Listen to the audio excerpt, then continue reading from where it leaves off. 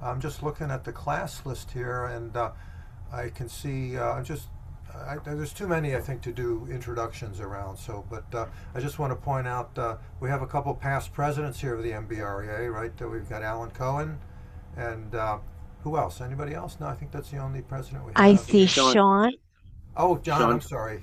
Good morning, John. Sorry about that. and And then Jonathan Asker. John Asker, and anybody else? is Sean Fitzgerald? It was Sean Yeah, Fitzgerald's there. Yeah. Yep. Okay. Good. Hi, Sean. Okay. And Bill Lancelotti is also. was Bill on? Okay. All right. I Yeah. must have. And we also have Jeff Bradford with us too, from Bradford Technologies. And I'd like to. Jeff's been a great friend and of the MBREA. So good to see you, Jeff. And you're up early, right? West Coast. So it's yeah. Okay. Anyway, so welcome all. This should be an interesting few hours, and I have with me. I'm not going to dominate, and there's four of us here really, and Steve Seuss is going to help out. He's got some things prepared in terms of how to use AI for kind of best for kind of running your business, running your personal life, and I think I'm honored to have on the panel John Murphy of AM Appraisals and Tom Whiting, who's been a long-time appraiser, and I don't know whether you're really quartered in Lowell again, but and I'm going to kind of let those folks really kind of drive the bus here. I do have some things to say, but I'm going to try to spread it out. Just kind of an overview of what we'll cover. I mean, we only have 3 hours, so we're really talking about an overview. However, we will provide some practical examples, and I think all of us will be available for follow-ups if you have questions or comments or kind of concerns. One of the things that we are going to concentrate on today is how to write prompts in AI. I mean, that's, I think, the key component of using AI efficiently and not being frustrated by it is that you've got to tell this machine what to do, and this machine acts human-like, but it is a machine, and I think look at that, and it's a very useful machine, very powerful machine, and I think the point of this webinar really is to show you some of the things that you can do with AI to enhance your business. It's not a replacement for thinking. It's really a tool that you can use to make yourself more efficient and to kind of fine tune your thinking and your analysis. And we'll show you a number of things that we can use AI for. One of which is, writing is challenging sometimes, and I find AI to be very useful to kind of edit my own writing.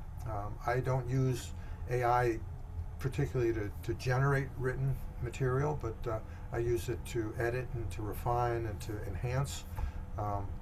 So that's one thing we'll dwell on some. In terms of creating a more efficient workflow, I think AI is very well suited to that. This is not a USPAP class, but we'll talk a little bit about some of the issues, because I think that the people that I've talked to who have contacted me before taking this class, I say, well, what are my responsibilities under USPAPs? What are some of the potential downfalls? So we'll cover that in not great detail, and I think all of us will touch on that in the course of our presentations. And again, just to talk about USPAP a little bit, is that it is an assistive tool, and the Standards Board has some advice on it, and has some advice in terms of how to use it responsibly, right, and sort of best practices. We'll touch somewhat on confidentiality, because I think that's another issue that a lot of folks have raised. Say, how can I be assured that what I'm asking won't be all over the internet, etc. So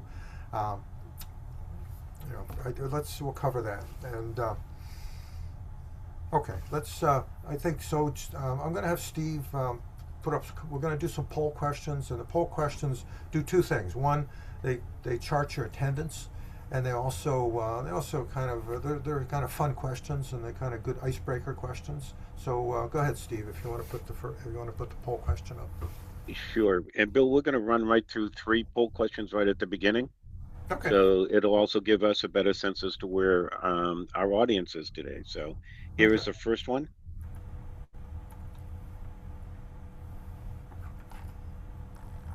Yeah, there's no right answer here. It's just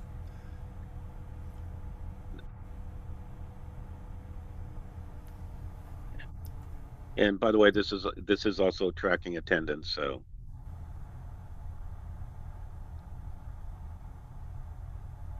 okay, we do we have everybody in? Let me look and see. I think we need a few more people to answer the question. If for some reason you're unable to respond to the poll itself, um, put something into chat just so that we can see that you're there. And Deb, you're keeping an eye on everybody anyway, so I yeah. am. you'll be able to All right. tell who's there. Okay. So we're going to finish up this one and we're going to share some results. And presenters, you can see that half the class says that they're using AI on a regular basis for appraisal related work. That's great to know. Yeah. And then there's uh, about 27% who have never used it. So that's even greater news for us because of the things we're going to be teaching. So let me stop on this one and let me go to the next poll question that we have, um, which is this one.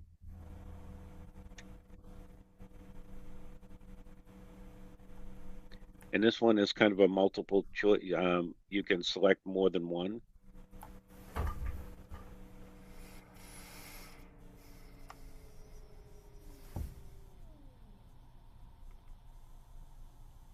Okay. And we've just about got everybody in for this one. So we'll end and now we can all see. Uh, no surprise, I think ChatGPT is probably the most popular one that's out there. But now with Copilot and Gemini being kind of embedded in their respective Yeah. universes, we can see why that's being used. And Claude, that's coming on strong. So then we have one more poll question to go. Um, and let me back up out of here. And it is this question here.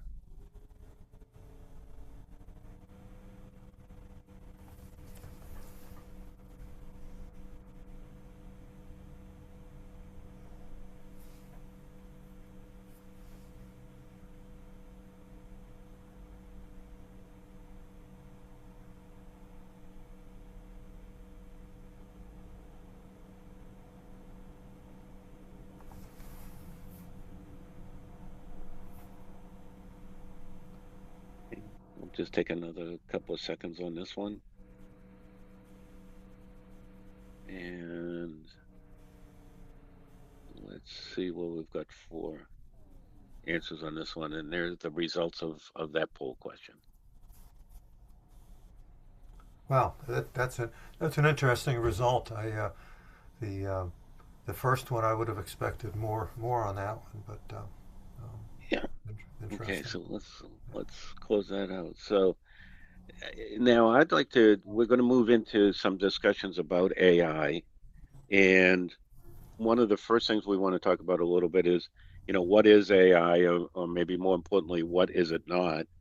Um, some people think that it's a know-it-all database of facts, a robot that thinks like a person. It's always right, always objective, and I think the greatest fear for a lot of people is that it's coming for your job tomorrow. Well, actually, it's a patent-based prediction engine. It's a strong summarizer and first drafter. Here's something important: is that it's confident even when it's wrong. Okay. And it's useless without your direction and experience. So it really can't take your job because without you helping it out, particularly in the way you prompt and use it, it's not really going to be able to be that effective. So Now, when you look at AI, there's a couple of things to know that there's things that are called LLMs, which is large language models, and then there's GPTs. And the best way to look at this is that a large language model is actually a category. Say, for example, cars. And a chat GPT or a GPT would be a brand within that category. So, say Honda. Or you could say that an LLM is the category of smartphones, and the GPT is the iPhone. So it's there. And the other thing is that GPT's really a kind of a product of um, um, sure.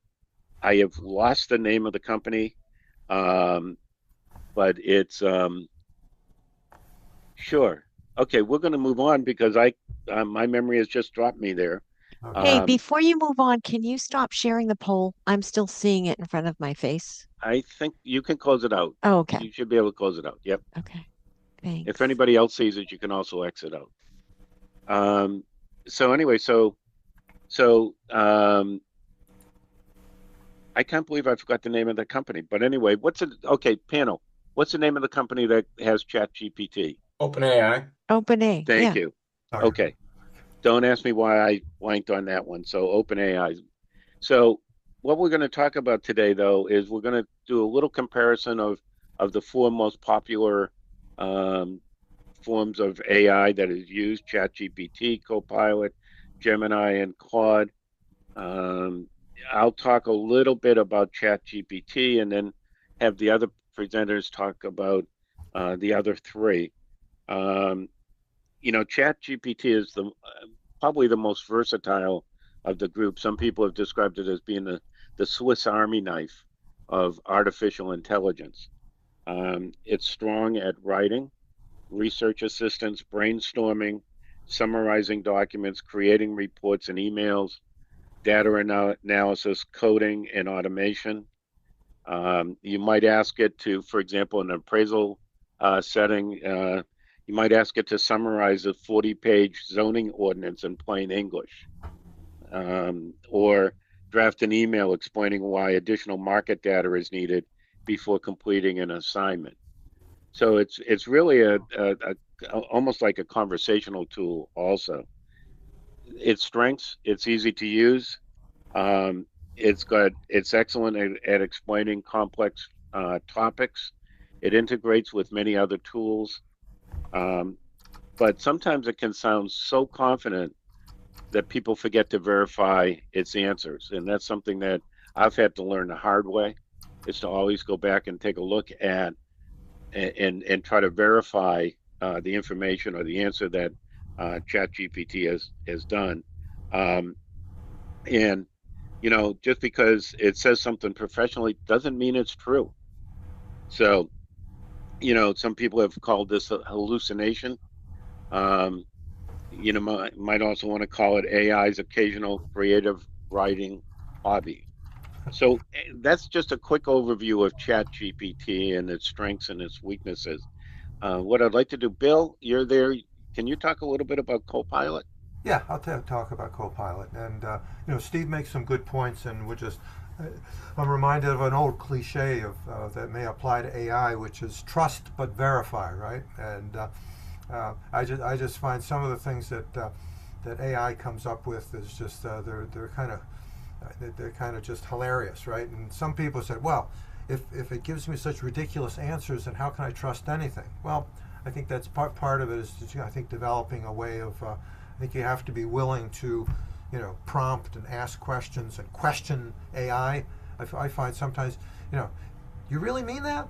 Is that really true? Did you consider all the data? Which is, I was thinking of, back in the days when I was running the appraisal department at the bank. I was, I had a couple people working for me, and those were kind of my constant. I'd be looking at a report and saying, did you think about this? And it's almost the same thing as this eager to please kind of attitude. So looking at Copilot, and I use ChatGPT, I use Gemini, and use Copilot, not necessarily interchangeably, but I often pose the same problem to more than one platform. It's interesting. Sometimes you get very consistent answers, and sometimes you get very differing answers too.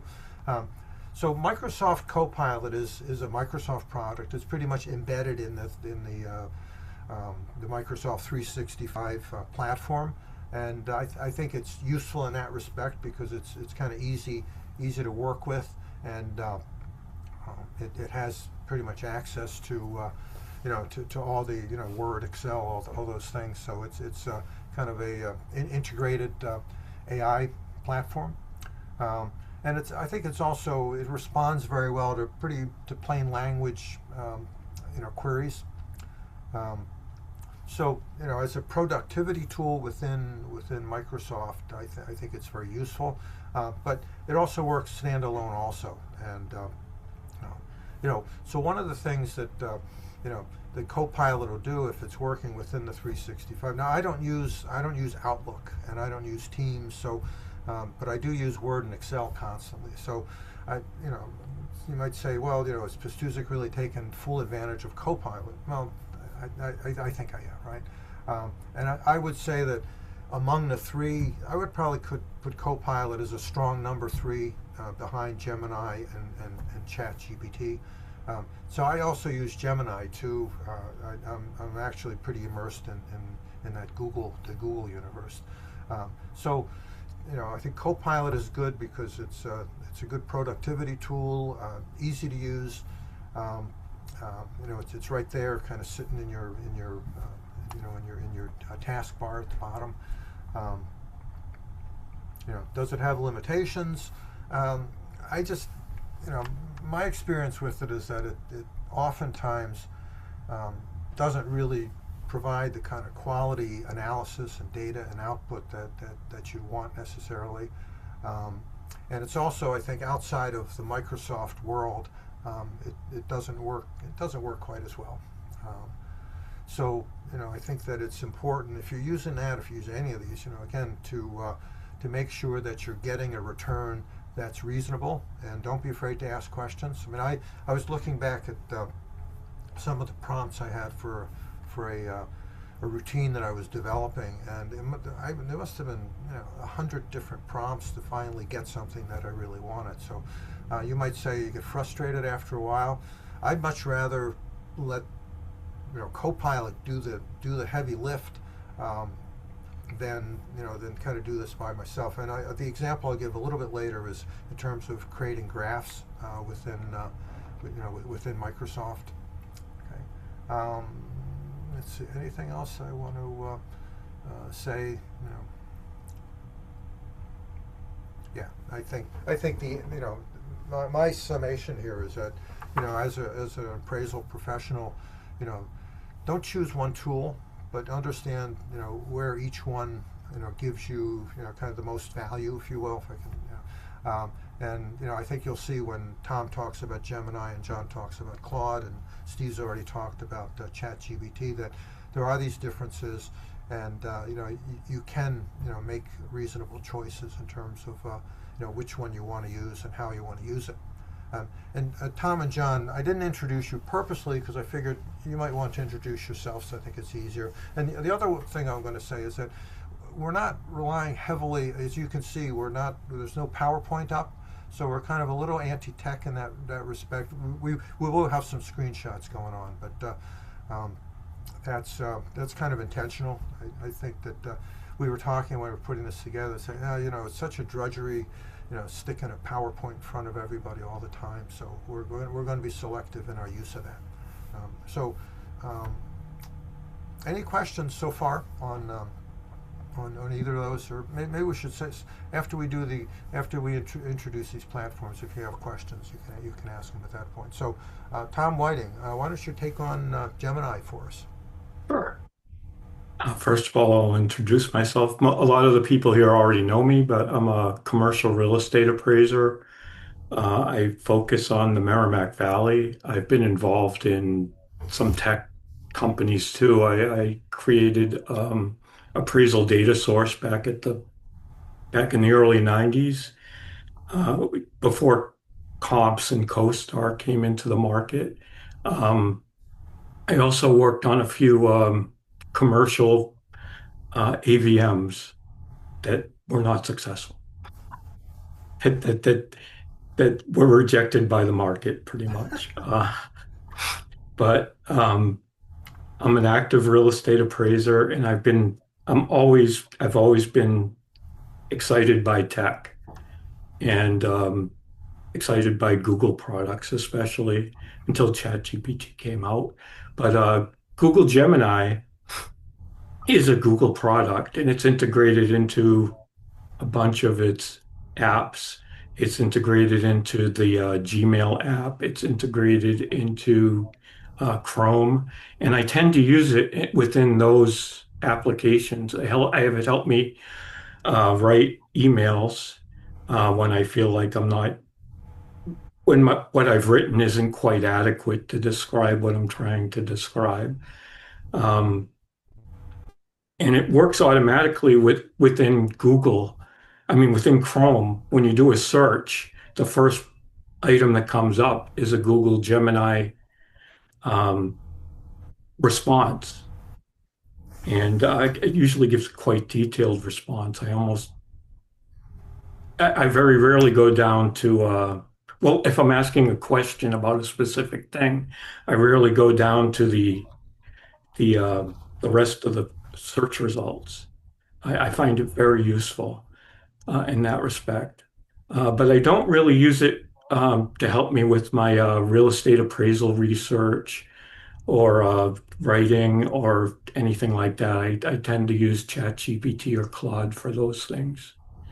Um, it tends to drift a little bit if you ask multiple prompts in a row about the same subject. And it tend and a drift is when you get a response you sort of like, but you want it to change a little bit, and you ask it to modify the result, and you lose a lot of the stuff that you liked before.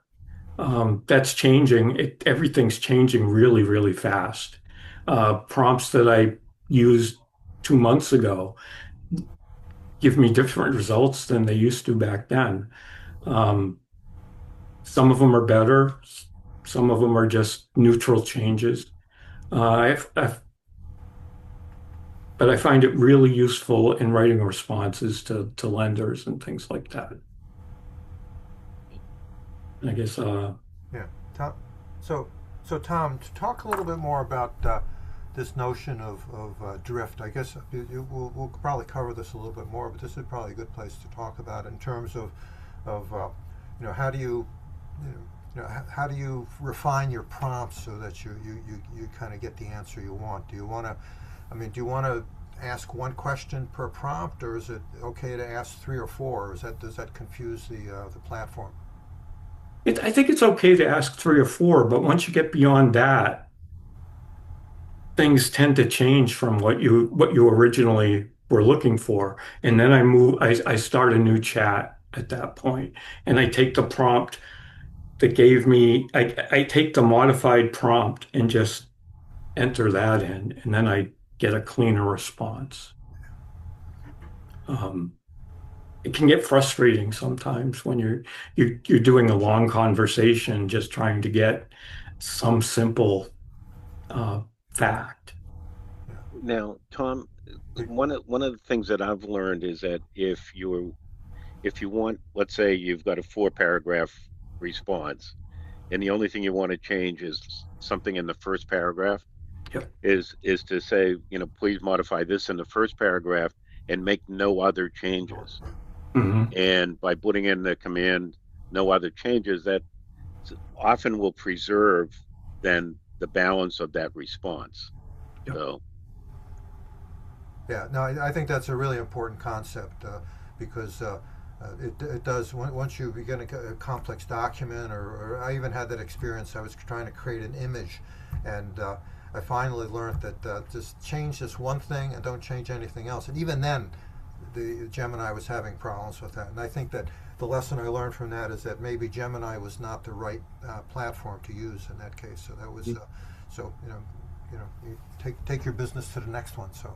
Um, Okay, so Yeah, yeah. Bill, I'm just going to come back one more thing on ChatGPT is that it it has within it multiple GPTs.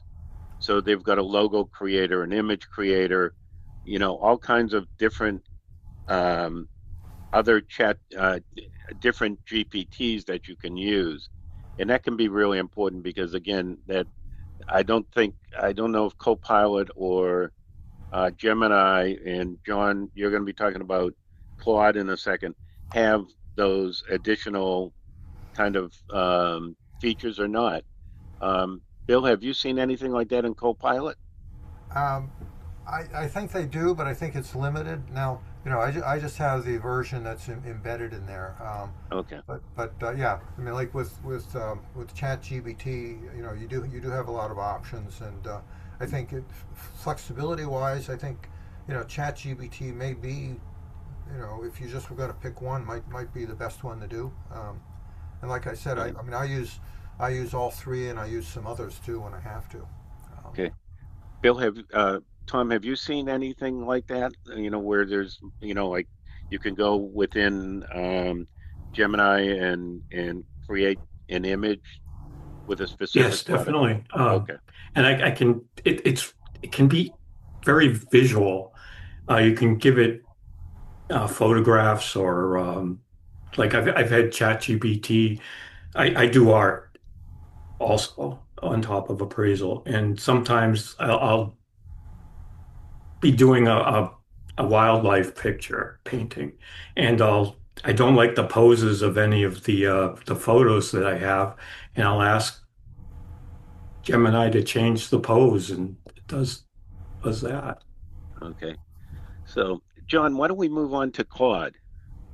All right. So first I'll introduce myself. I'm John Murphy. I work with AM Appraisal Associates. There's a couple other AM employees on here, Phil and Greg. But I think Steve might have just asked me to be on this panel because I'm young. And so he figured, hey, this guy can probably talk a little bit about AI. So I use Claude. I use really all of them. It depends on what you want. I think that most people can get by with any tool, whatever's convenient, whatever you understand the most, or however, I think that you'll end up getting more out of really any tool that you kind of think, or you can always ask it questions. What's best for this?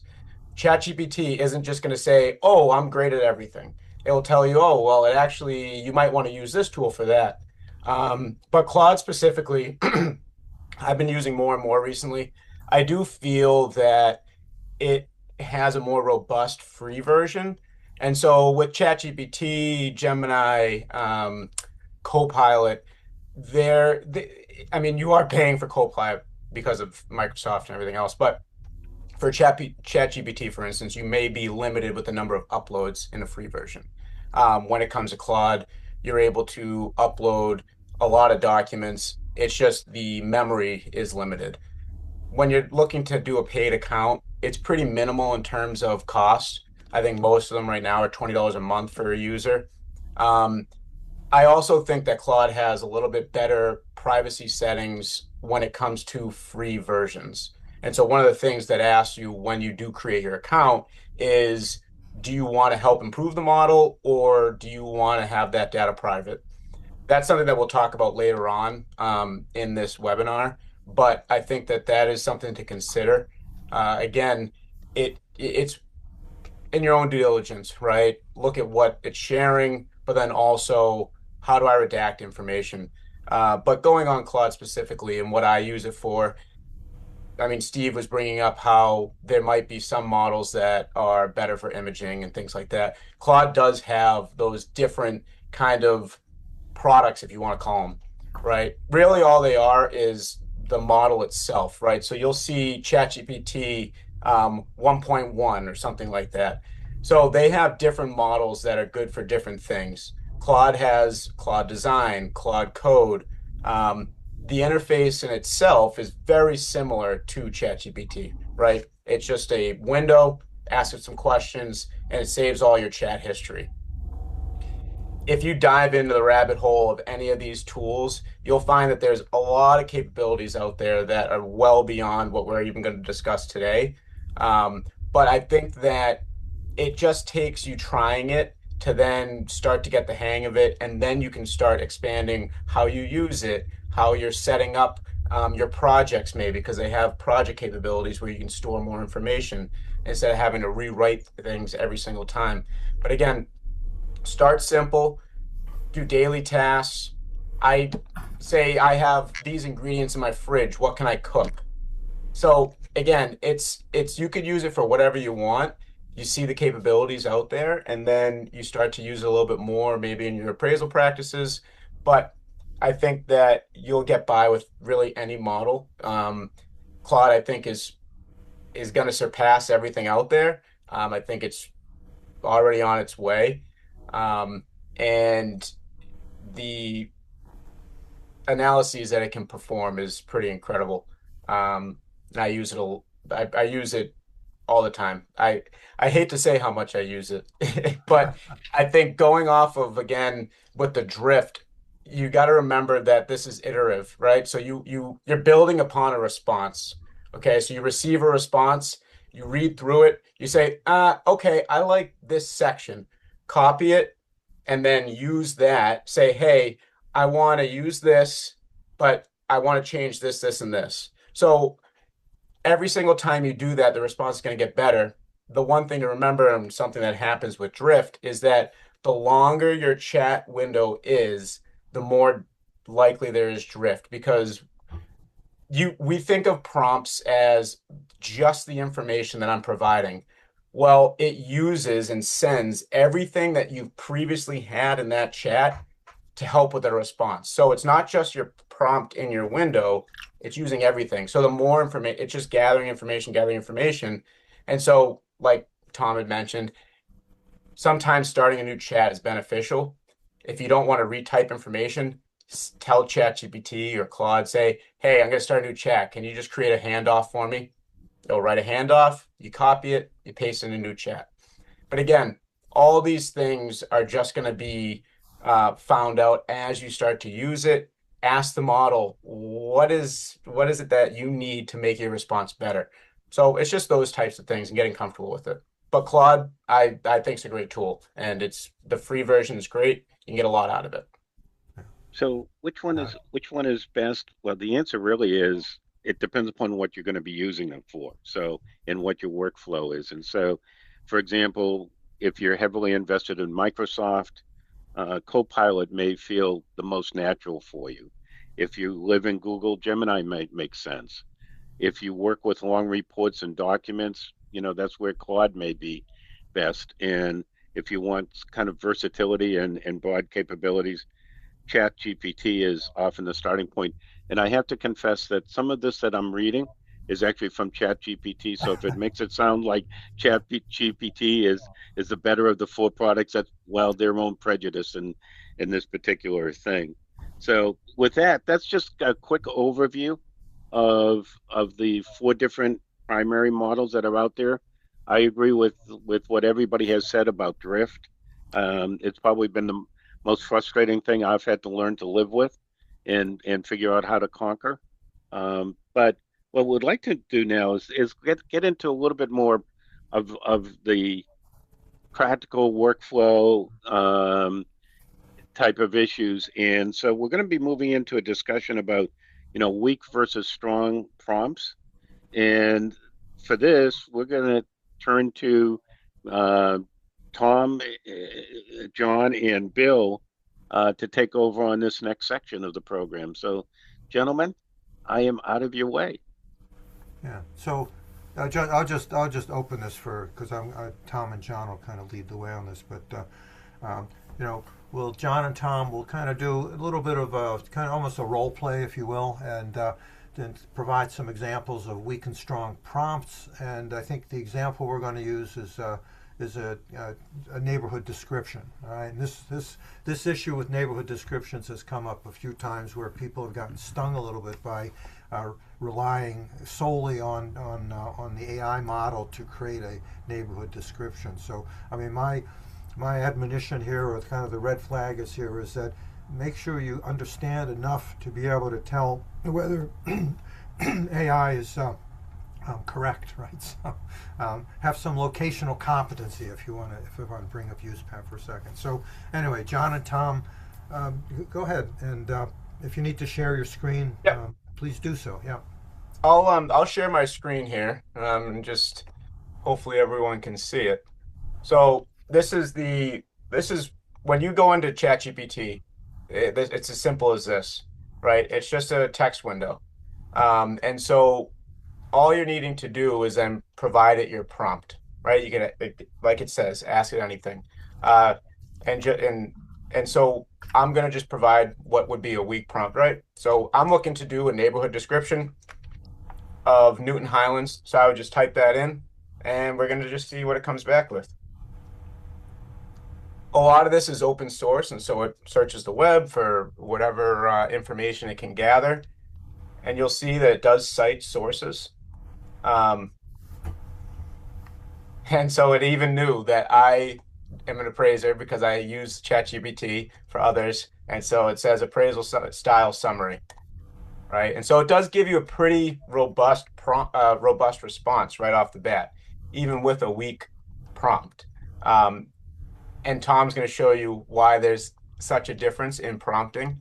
But this is what you kind of get if you're just looking to do something simple. Yeah, and maybe just to break that down a little bit, you can see. John, did you ask it to provide sources? But it is providing. You can see the little lozenge there. You can click on it. It'll kind of give you the, that was out of Wikipedia, obviously, and Yep, there's homes.com yeah, and right from Newton. yeah, okay.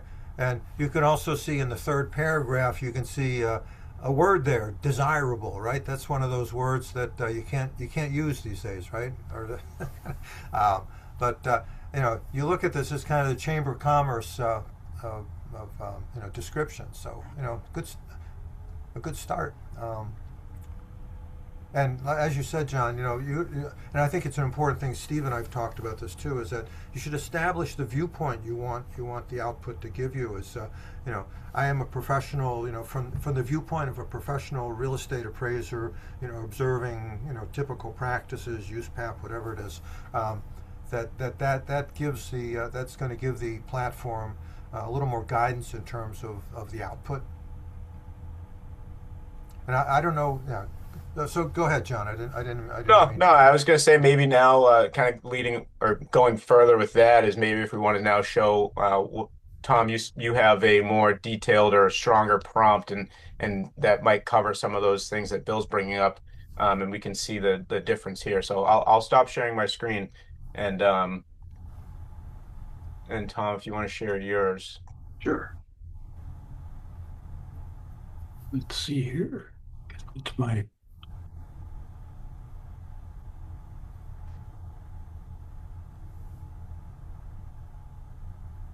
So here's my ChatGPT screen, and here's my hopefully a little bit stronger prompt. Please provide a description of Newton Highlands, Massachusetts that would be suitable for inclusion in a narrative commercial real estate appraisal report and include all these things. And this is going to give me a really long response.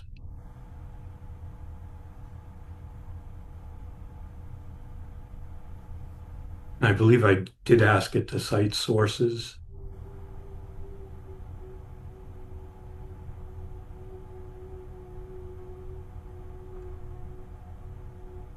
And this would take up a couple pages of a narrative report, and probably the client would think that's probably a bit too long. And maybe this is a good opportunity to show how you could make this a little bit more concise and Yep. make it into maybe a single page response. Yep. Just do the same prompt. Whoops, sorry about that. I'll stop that.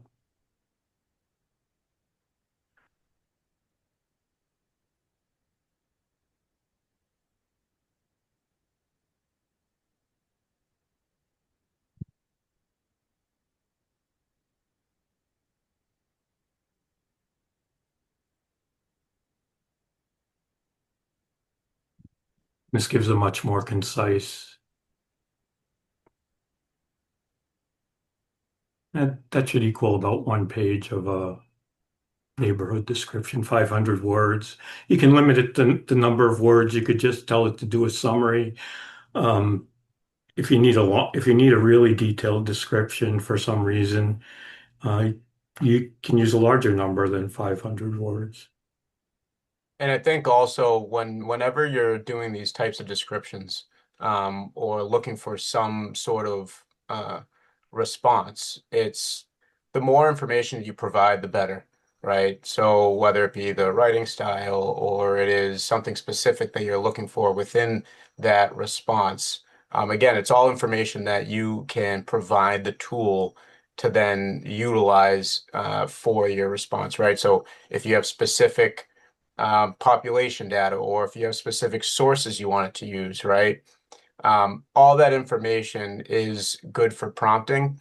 I think that prompting, it takes time in terms of what you figure out works for you and your workflow. Like Tom has mentioned, he has a lot of prompts that he's kind of collected over time, that make his process a little bit more efficient and standardized, but that comes with time. And so you can see, though, just with some simple prompts, it produces a pretty good starting point, at least. One thing I'd like to say is what emphasize what Bill said earlier is that you need to have some geographical competence. I would go through this and make sure that it matches reality, because sometimes there's the phenomenon of hallucinations, putting like supermarkets in the neighborhood that don't exist in that neighborhood, um, highway access to that neighborhood that doesn't exist, or not mentioning highway access or major features that do exist. Yeah. So you just want to make sure that it matches reality, and like John said, it's a good starting point. Usually it would take me 15, 20 minutes just to write something like this. And you saw how fast that got created. And, Now, yeah, Tom, I'm just going to add in here something that Bill said though, which is it's really important that you read it with the um, perspective of what is now acceptable versus unacceptable wording and everything. Yep. Just a real quick example: an appraiser up in Maine did this. He had AI write neighborhood description, and without reading it, he copied and pasted it, and there was a sentence in there that said that the area was predominantly white, and that ended up the AMC ended up filing a complaint with the state board um, because that indicated that the appraiser might um, be discriminating. So again, you've got to be careful. Bill mentioned the word desirable. Look for those trigger words that today um, can be problematic. So I always in prompts where something racial might come up, I tell it not to mention race at all. yeah, good point. Yeah. yeah, that is a good point. Yeah, yeah. Yeah, I mean, you can, you get an output like this, I mean, that might be, the initial prompt is really to kind of limit what should be considered. And I'm looking at Tom's, I'm looking at that paragraph, the last full paragraph on that page on the screen. It says, the village's mature tree canopy, established residential neighborhoods, and it's kind of like there's a lot of verbiage in there that, as an appraiser, I'd probably look at and say, does that really advance my cause, or is it, kind of a lot of padding? So I think that you take a look at this, and what I often do is I'll prompt it, and it gives me 1,000 words, and I say, could you boil this down to 500 words or 450 words, and eliminate information that is just purely descriptive in nature, and just see what it comes back with. A lot of the history, and I was reviewing a report, and there was a neighborhood description, or was it really a description? Yeah, the neighborhood of a Boston neighborhood, and it went through kind of, well, here's the Irish settled first, and then Italians settled, and blah blah, sort of on, and became an issue. It was like, well, why is it important to mention all these ethnic groups there? Is there some suggestion there that one is better than another? So that was a discussion I had with that appraiser. It was a sort of pre-AI, but I think it was a good example to just say, how much of this sort of descriptive information is really really going to advance your argument in the appraisal, right, in terms of value. Steve or Bill, or can I ask a question here? Please. Okay, so one of the things that strikes me on this is that you could, like, that main appraiser, right? The neighborhood of the area was, predominantly white, right? That could have been read and edited out, and therefore it would never have been read by the AMC or by the lender. But and so that's one, admonition for appraisers. But the other is, I think the way standards is worded is you're not supposed to base your conclusions on it, which means consider it. And does this stuff retain, does it save the searches, or does it save the product that it gave you, such that it's actually like part of your work file, that somebody could go back in, if they ever looked at your work file, and say, no, you considered it and you edited it out? I mean, does this keep this AI stuff, does it keep a record? It has your chat history. So like if you look at the left-hand side there, that's your chat history. So every single chat is like a recorded history. I mean, so it is storing that information. No, But not the search, right? Not the history that's on the left, but the output that's in the middle. It saves it well, all. that is so the history on the left is what's in the middle. So like it's like a chat. Essentially, it's just a long string of back Oh, and forth, right? And so it is stored. But again, think of this as two separate tools, right? It's like you're storing stuff into like you wouldn't be necessarily saving every single website that you visited in your work file. It's more of, all right, here's the information I've collected. This is what I'm going to use. This is what I'm not going to use. And so even though you're presented with that information, you're just not considering that response, just like any other information you might find online.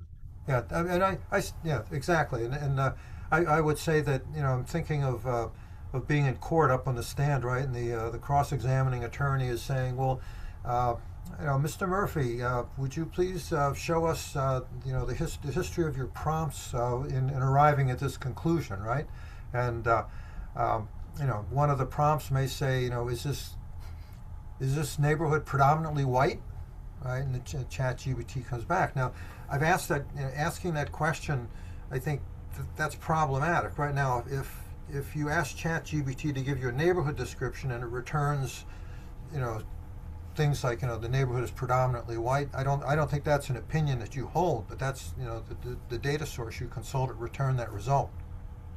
And you're free, I guess, to use it or not, or to reject it, right?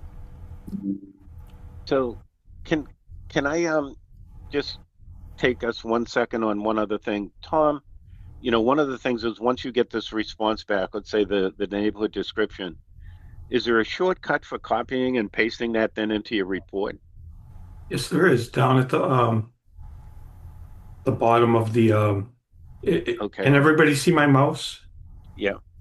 Okay, if you click on this little icon, copies it, and then you can paste it into any word processor.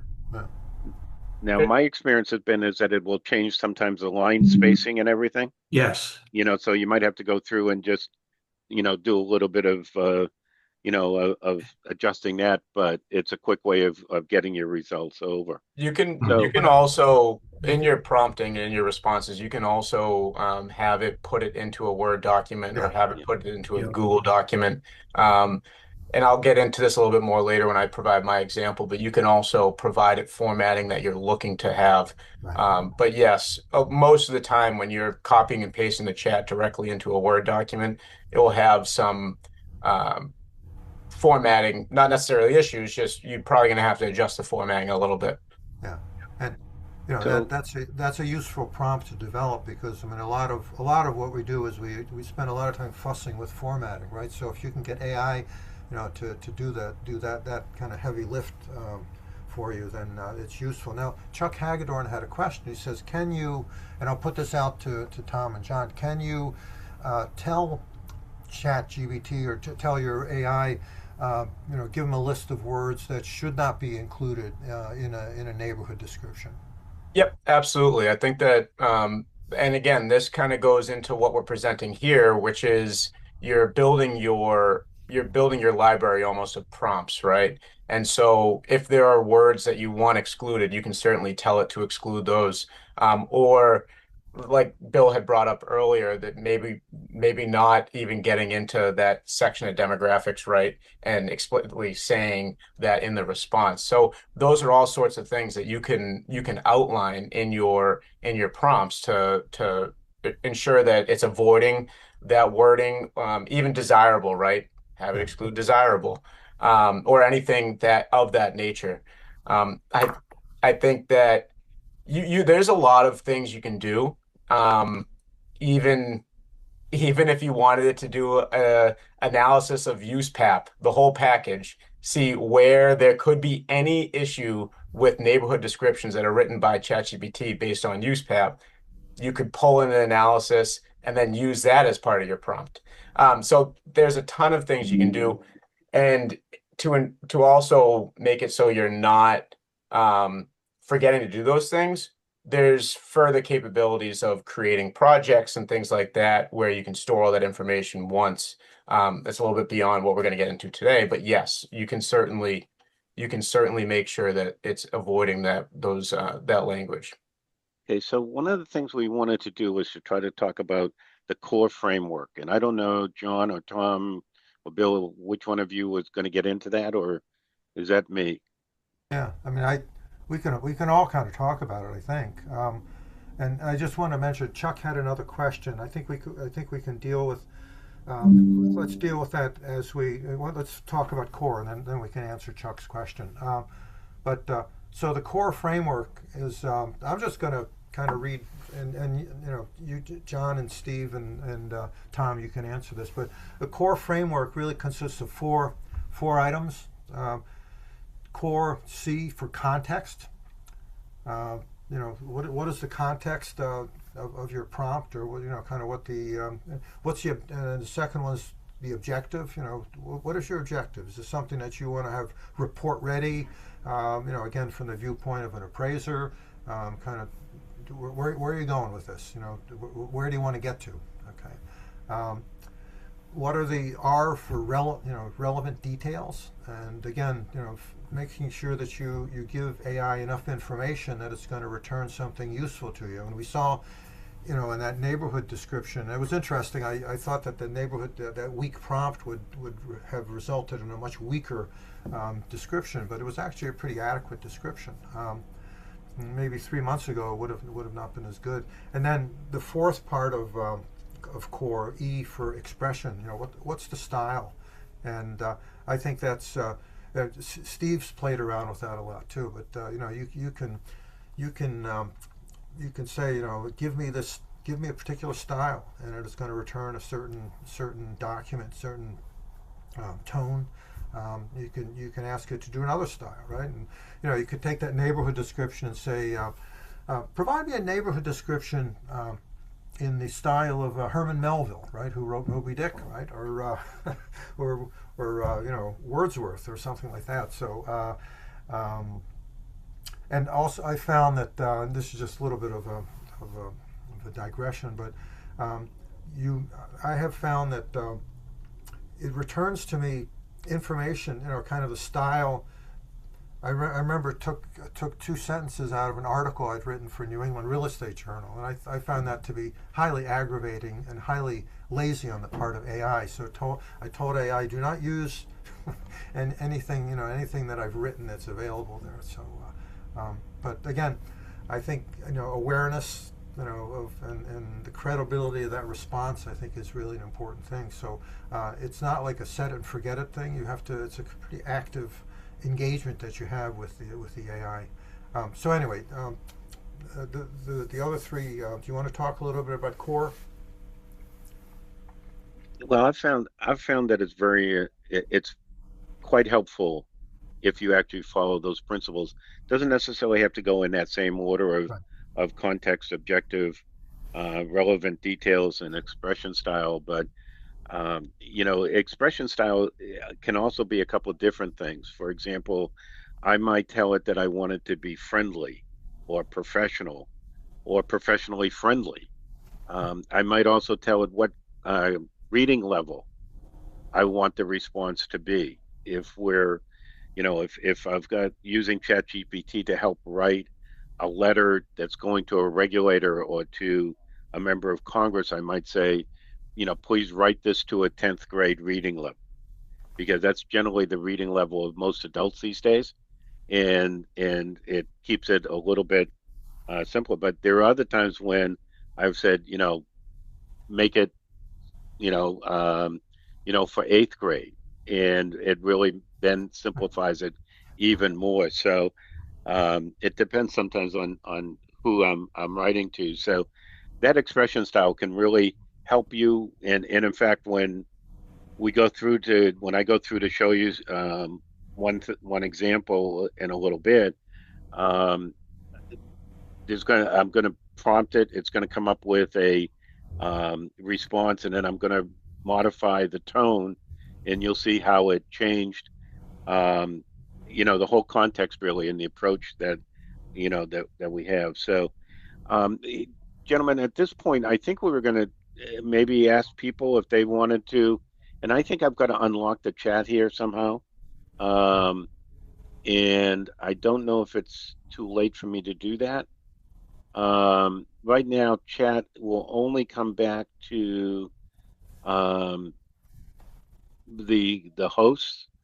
Um, I think. Let me just check I'm here. I'm I'm getting. I mean, I'm getting chat messages. Yeah, I've gotten a couple too. Yeah. In fact, I'll mention one, and then we'll go from there. Stacy Chandler actually tried something while we were talking here. She said that she prompted for a neighborhood description. Then she said that would meet Fannie Mae guidelines, and it came back pretty good.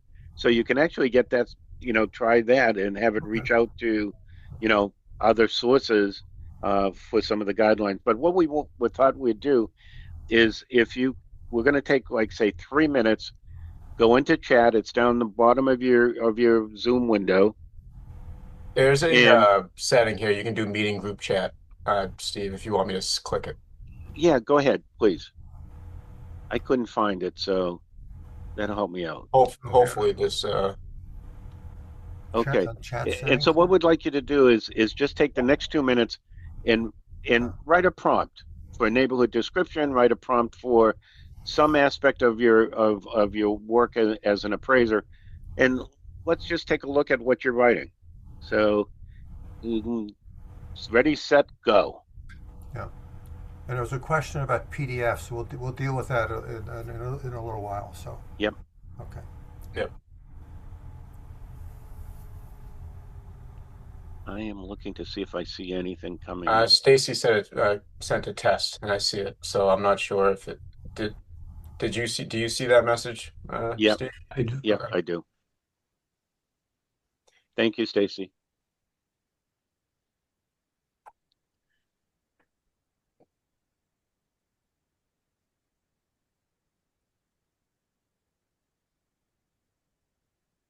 Okay. Some of you must be writing some long prompts.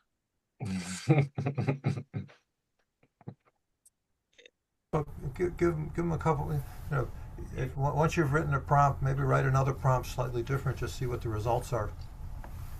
Well, they've just put them into chats, so we're not going to actually be testing them in like Chat GPT. They're going to go into a chat window. Okay, so What do you put want them us to into, do with the results? Oh no, just the well, prompt into Just a the test? yeah, no, we it just just want to into see the the prompt. message Yep, we so just we can want to see see what the you would write. prompts that you're writing.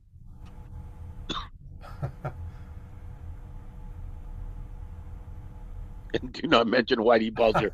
Okay, All right, good, good. we'll leave him out of there. Um, Provide an investment overview, credit rating, and net lease analysis of Cracker Barrel and casual family style dining sector in MS Word and Excel. Okay. Bruce, All right. that's a good one. Yeah. Okay. And Felicia's let's got a see. good one there. Yeah. And we can't mention Bulger because his first name is a no-no. Okay. Um, let's keep going. Okay, so we got please provide a description of a typical historic Victorian single-family home in Plymouth, Mass. Okay. Oh, now Alan has a good point. In terms of sometimes if you're doing zoning analysis, you want to maybe prompt to make sure that the AI is using the most recent version of the ordinance.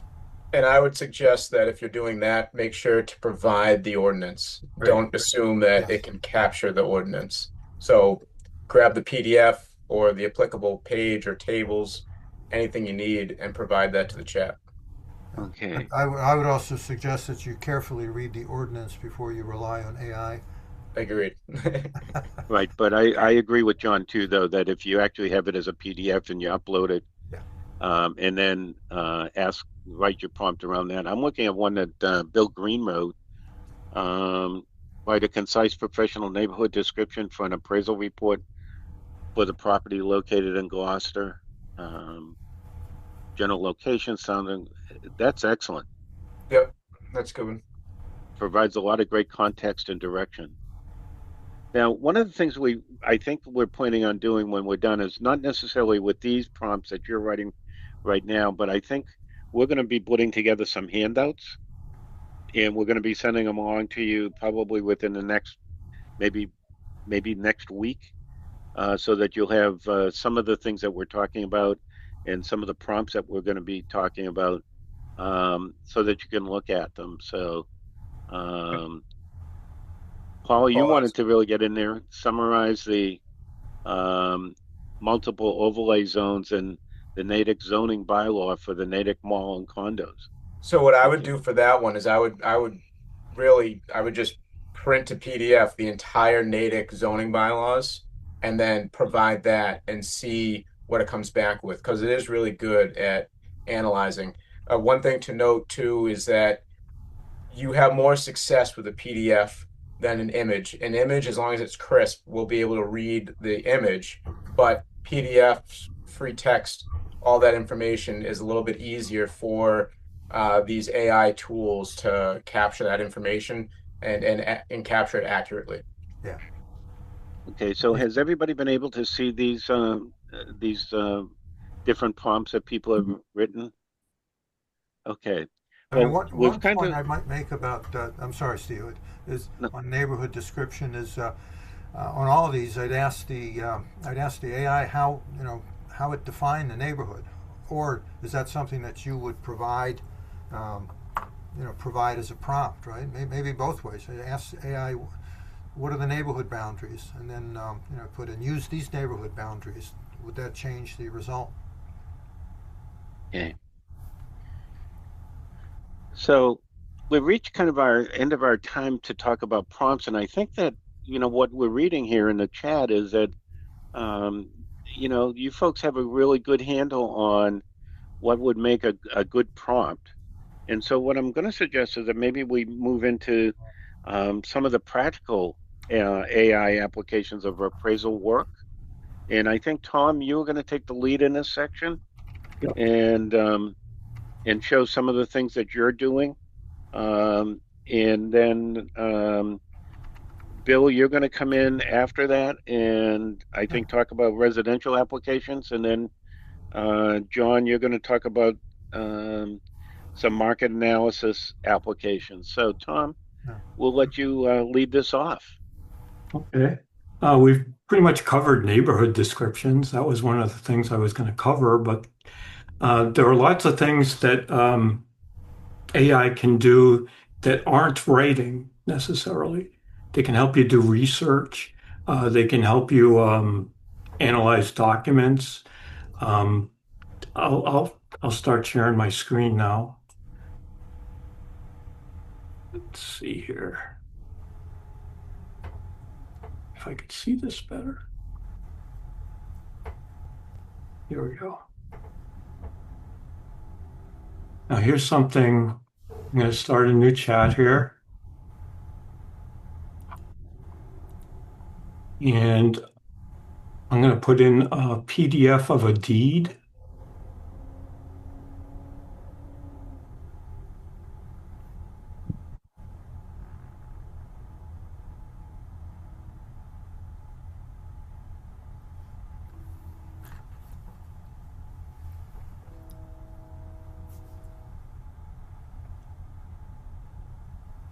And I'm going to put in my prompt for deed analysis, which is pretty simple. It's just to get a reading of the deed real quickly. So it probably would be considered a weak prompt, but it results in a lot of information about the deed.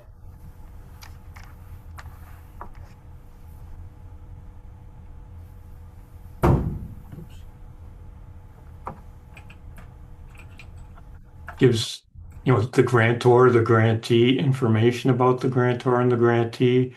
I'm not sure what it means by date executed. I would have to look at the deed just to make sure, but it gives a lot of information about the subject property. And then the deed references a plan.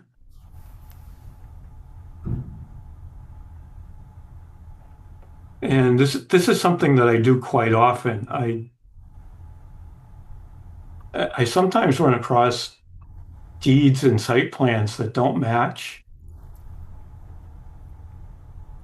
It probably happens a lot less for residential appraisers, but I get it once in a while. And I have a prompt for making sure things on the plan and the deed match. And it just takes care of it really quickly. When I notice a mismatch, I especially do this. But this one, it happens to match. So it gives you information from the plan, what streets the lot fronts. And this is something you can put in your work file once you make sure it matches what's on the deed and plan. And that's just something I do really quickly, like at the beginning of my appraisal process, just to make sure I understand exactly what the subject property is. Because like I said, sometimes, a piece of a parcel might have been sold off, or the plan might include too much property. And that gives me a prompt that I haven't completed my research on the subject property. Another thing I do. Tom, I just go back to that prior prompt just for a second. I just want to point out Sure. something that if you go down where it said go down a little bit more here. It said there's a paragraph that says there's a prominent that says it canceled talking about the deed stamps, and it's like there's kind of an example of where AI kind of goes, it gets weird because you can Yeah. tell that it's not anything that you know yeah, like there's a prominent canceled stamp on the first page, right? Hmm. So you can kind of see that do you really, it sounds like AI is trying, it's sort of making up some stuff here, right? Or or at the very least, it's sort of irrelevant. And Right. yeah, Yeah, I could tighten up that prompt a bit just to yeah. give it stuff that's relevant to a real estate appraiser. Okay. And it would probably eliminate some of that stuff, but it gives a nice narrative that you could put in the report under ownership or history and recent use. Although some of the things it says, like the deed recites consideration, um, that I I don't think I would use that kind of language in my report. But like with all these things, you have to look them over and edit them to match what you think is acceptable, what you believe is acceptable. Um, but it even grabbed some zoning information from the site plan. Does anyone have any questions about this kind of use?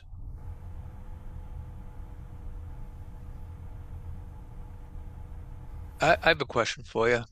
Yeah, So I'm going to read the deed, and yeah, you're saying take not only read the deed, but then put it in here just to see if it's something you might have missed when you read the deed, yeah. because this is a lot of information that's coming out that it's even more difficult to read than the original deed in some cases. Well, yeah, but it's in an organized fashion. Sometimes it's hard to read the deed. Sometimes you might pass over things if you're like me, and sort of skim the thing because you've looked at so many deeds over your appraisal career, and you might miss an important easement or something like that. Let, let me make one suggestion. I think this is great. I'm just in terms of work file, but if you have in your appraisal report, if you've got a section of what it called property history or whatever it might be, you could actually take your little table, put it into the AI, and say, please fill in the blanks, and I think that therefore you kind of get the basic information. What do you the prior transaction? The grantor was Joe Smith. The grantee was Joe Johnson. The book and page was this and this, and so you could actually create a prompt that would fill in, kind of fill in a table, and then you could take that table and put it back in your report, right? Right. You could definitely do that. Yeah, Yeah, and that I think that's a good point. Like if you're doing your sales history, right? If there's listings, sales, maybe you've already collected all the information, right? Pulled all the PDFs, but you want to write that section up, or just really provide a table to summarize, right? All you do, you really just you could create a simple prompt, even just throw all the PDFs into the chat, say, please just write up this history of the property, and create a table that uh, discusses all the ownership history and listing history. And so you could do that, right? So it's really good at analyzing a lot of information. Um, yeah, maybe this doesn't apply necessarily to your workflow in regards to reading the PDF, but maybe there's something specific, right, for the subject deed. Here, please pull the property owner, the prior or the grantor, and the land area if found, right? So maybe it's something like that. Just an easy way to access that information. But it's more just how would you apply your workflow to utilizing AI? So it might not be the subject deed, it might be something else.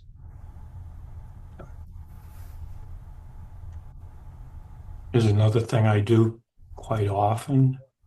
I'll we were talking about zoning earlier. This is how I usually do it. Um, where is that? Here we go. Here's the zoning ordinance for Lowell, Massachusetts.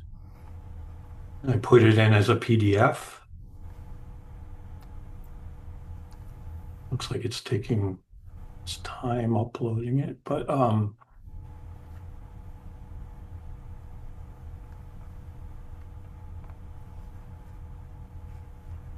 and I'll put in a prompt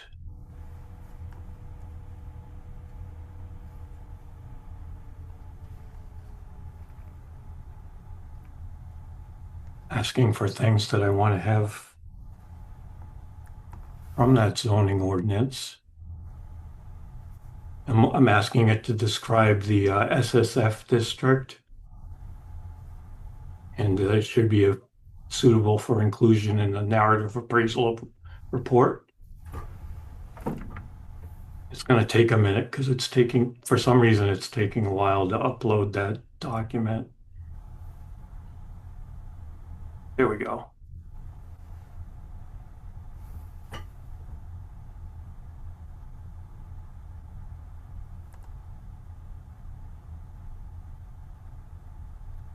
Maybe it's tired of me asking it questions today.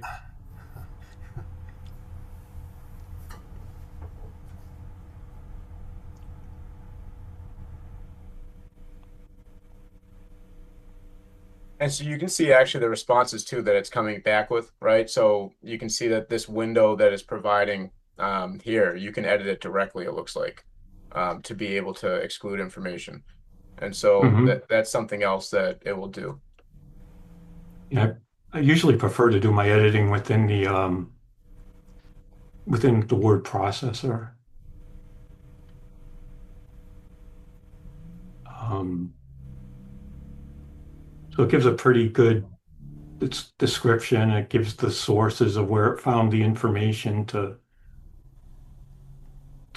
create this narrative. And I find this really useful. One of the most tedious things is going through a zoning ordinance and uh, putting in every single allowed use in a zoning district. Sometimes some zoning districts are really inclusive and you can put almost anything there. You could write a summary that just said you can put anything here, but I like to put in exactly what the zoning ordinance says you can put there. And then I can analyze it a lot easier. Some zoning ordinances have this scattered throughout the ordinance. Some of them have it in a table. Um, Sometimes it's hard to read the table because it doesn't the columns don't line up from page to page, things like that. So I find this to be a great time saver. So something that takes me half an hour to do. And I might make a mistake, even if I do cutting and pasting from the PDF into the Word document. Um, and this just gives me something to match up to the zoning ordinance and compare and make sure it matches and just edit the parts that don't match if there are any. And then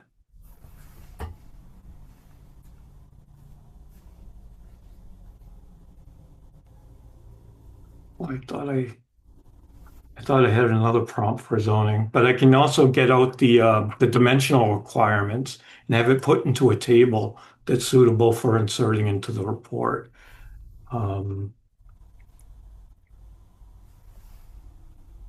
Anyways, so that's one of the other things I tend to do. I think that could probably, it could probably be useful for both residential and commercial appraisers. Yeah. Um, Yeah, I, couple things, if I can just jump in for a second, is one, three things actually. So, I mean, I think this is this kind of summary is very useful to put in the work file. And so, my question to John and Tom is, if you use, with that deed recital or the deed, and then the zoning summary, would you put in your report that this was generated by AI? No, and that's no, not necessarily. I Okay. think that it's more important to cite where the information that AI provided was provided, if anything. Because we got to remember that AI is just a tool that you're using to help you write and gather information. It's not the source of information. So you own it, right? So again, it's you are the one that's supposed to be reviewing the information, right? Steve had mentioned that appraiser in Maine. He can't blame AI that that was in there. It's that's in your report. You signed the report, so you kind of own that information. Um, but so no, I don't think you need to be citing that AI was utilized in writing the analysis. Um, I think that if you're going to cite anything, use the information or where that information came from. I put it in my scope of work that AI was used to assist the appraiser in portions of the report. Yeah. And what I've seen with, in fact, I think it's a good place to put in the scope of work. And I was doing some reviews of by national firms, and I see that there's some language is being put in there about AI, and almost as a little bit of a disclaimer, but again, I think that the point you make is you own that information. You're just using AI as a tool, and I think there's two things here that for some people may say, well, it doesn't take me that long to type this information in, but I hate rekeying, and I think that it creates errors. Even as good of a typist as we are and as eagle-eyed we are, to potential rekeying always creates the potential for errors, and it also wastes time. And you could say, well, it only takes me a couple of minutes, but in the course of a week, if you figure how many minutes you spent, doing something that you could have had AI help you with. And the same with so rekeying and also formatting too. An aggravating part of appraisal is making sure the tables look okay, and making sure the headings look okay, and if you're a real expert in Word, you can make that work, but you can also get AI to do that for you as well. And it's the same with, even if you're working in a form environment too, that you can certainly have AI help you with formatting and paragraph breaks, grammar, just overall presentation. Um, So I've got a question for Tom or John or Bill, and that is, rather than uploading a PDF, could you instead provide the the web link to where that information is? Yeah, yeah, you can. I guess it just all depends.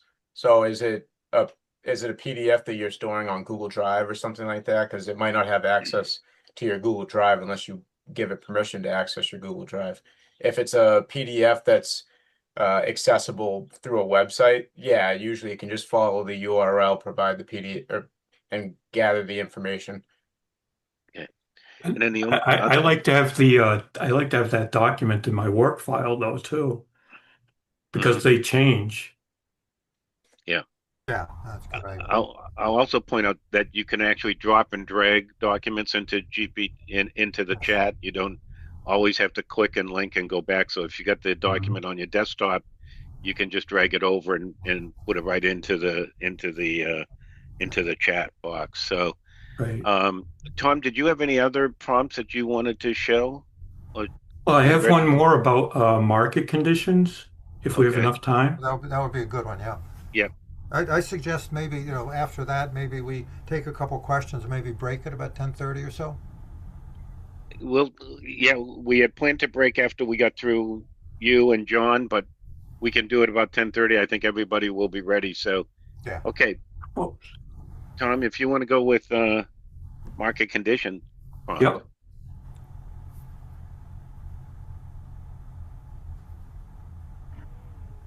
Okay. I downloaded a couple of things from Marcus and Millichap and in Cushman and Wakefield. Mhm. Let me just, I'm having trouble finding one.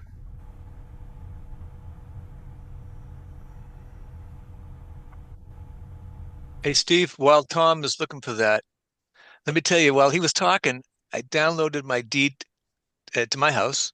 I put it into Chat GPT. It said, analyze my deed. It came back within 30 seconds of a brilliant analysis. So thanks for this point alone. This is a helpful tool. I had never done that before. Alan and Tom, while Tom's still looking at this, one appraiser told me one time, not just recently, that when they had the deed analyzed by AI, it came back and reported that the meets and bounds didn't match, that there was a gap of like 50 feet. So, um, I guess it's amazing and I think he verified that. I don't think it was a hallucination. So, Tom, back to you with this prompt. I had a similar situation with my property in Lowell. There were like 100 feet missing on one of the bounds. It was an old Scrivener's error. And I knew it by looking at my deed myself, but anyways, here I uploaded market reports for offices in the greater Boston area from Marcus and Millichap and from Cushman and Wakefield, and asked through a prompt for ChatGPT to analyze the two reports and give me write something that would be suitable for an appraisal report. This is kind of long. I think I've had it limited to 750 words, but you can limit it to any size you want, and it'll pull out the information. It will cite the proper report. All you have to do is go through those reports and make sure that the information matches. It gives you a quite detailed. This is good for overall market descriptions, unless you can find something for a couple of sources for a submarket. It would be difficult. I haven't found a way to do it for a submarket yet. But if you have a CoStar, you can just do that anyway. Yeah, I actually will be showing that in my example for a submarket report for offices. Right. Okay. And you could include the CoStar market report in here as well, and it could compare all of them and just see how, what different views of the same market are. Then you can come up with your own conclusion about it. Yeah, you could probably tell it to, using those 4 or 5 reports that you've included, creates this maybe a side by side table that compares these various indicators. Right. I haven't gotten that detailed yet in my stuff, but yes. Okay. So, Tom, I see on our agenda, you also perhaps going to show something on reconciliation commentary and Yep. also adjustment explanations. Do you have those Mm-hmm. kind of queued up and ready to go? Sure. Okay. Why don't we just run through those quickly and Okay, I think I'll start out with the reconciliation one.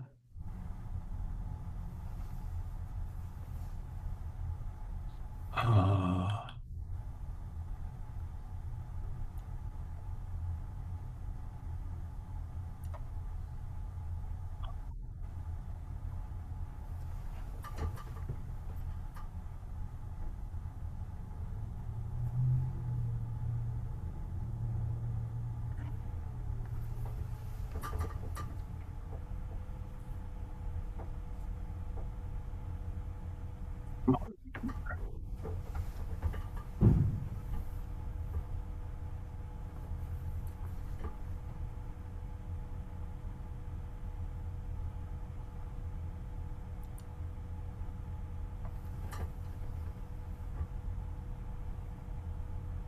anyways, I'll actually do the adjustment commentary first.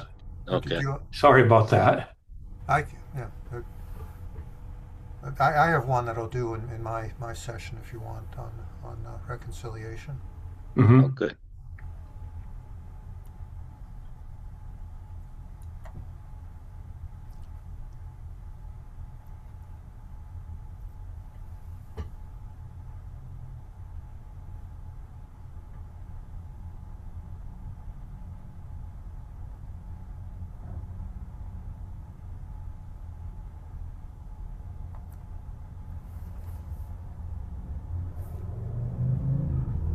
While Tom is doing that, a couple of the comments that have come in from other users is that Jonathan uses AI to clean up a document, make it look more professional.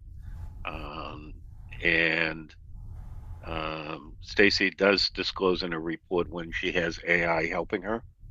And Paul, we're going to get into privacy and confidentiality a little bit later. So hang in there and we will get to that. Okay, Tom. Okay, this is my adjustment chart. Can everybody see that? Mhm. Okay, and I gave it a example of my adjustment commentary that I usually use. And my prompt is to write a reconciliation commentary suitable for a narrative appraisal report based on the provided report.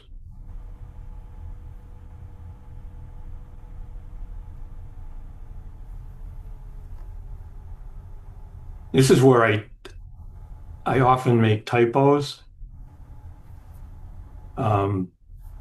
Putting the right adjustment with the right sale, writing numbers dyslexically.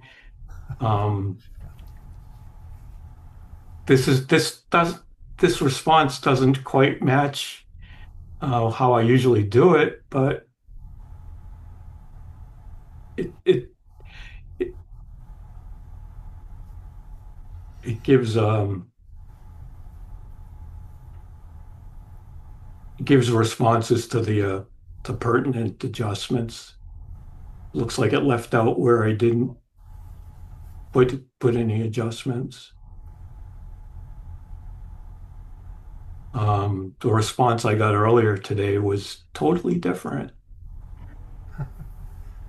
Yeah. It happens.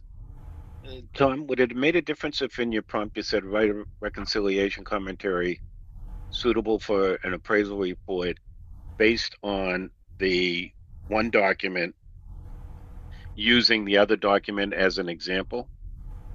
In other words, if you had specifically told it to look at your scanned, scroll up just, I guess you're all the way up.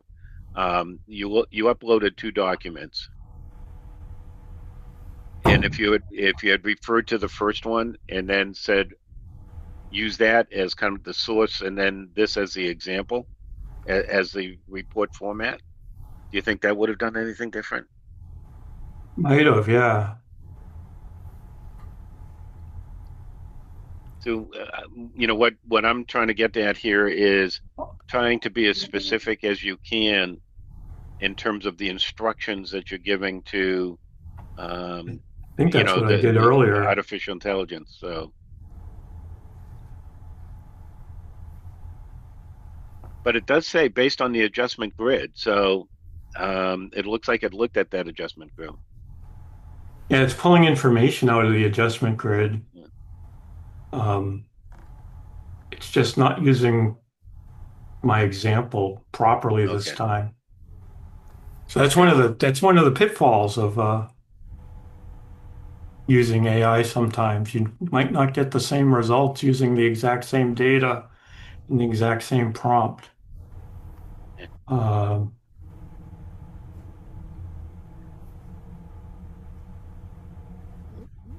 But the fact of the matter is that you can perform tasks like this in AI. You just have to, again, as with everything else, verify, verify, verify. This is an example of what it provided me earlier for the exact same data. And this one matches my usual format. And it got all the adjustments right and why I do the adjustments. And all the numbers are correct. And I don't know how many times I have to go through this section of my report and make sure everything's correct. So that would save me, I don't know, another half an hour per report.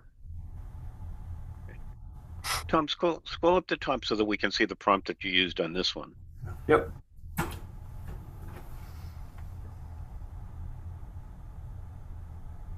Okay, that's pretty much the same Yep. prompt. Okay. Mhm. Okay. So, is this a good time for us to take a 10-minute break? Bill's Uh, nodding his head yes. yeah, I Sure. think So so. what? So we've got 10:37. Let's be back at 10:47. We still have a lot of information we want to share with you. So we'll see you in 10 minutes. Okay.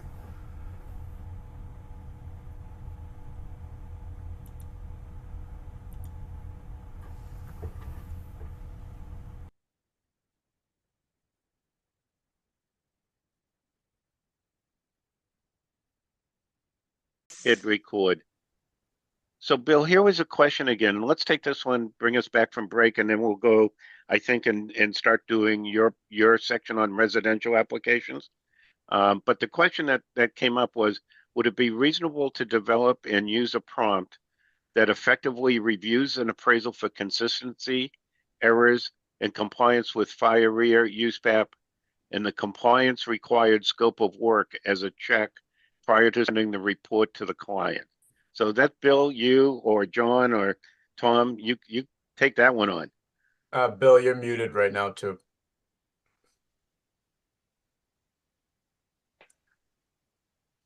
I'll start. Okay. Go ahead, John. I think that if that's something that you do frequently, right? I mean, I think that that's a great use for AI.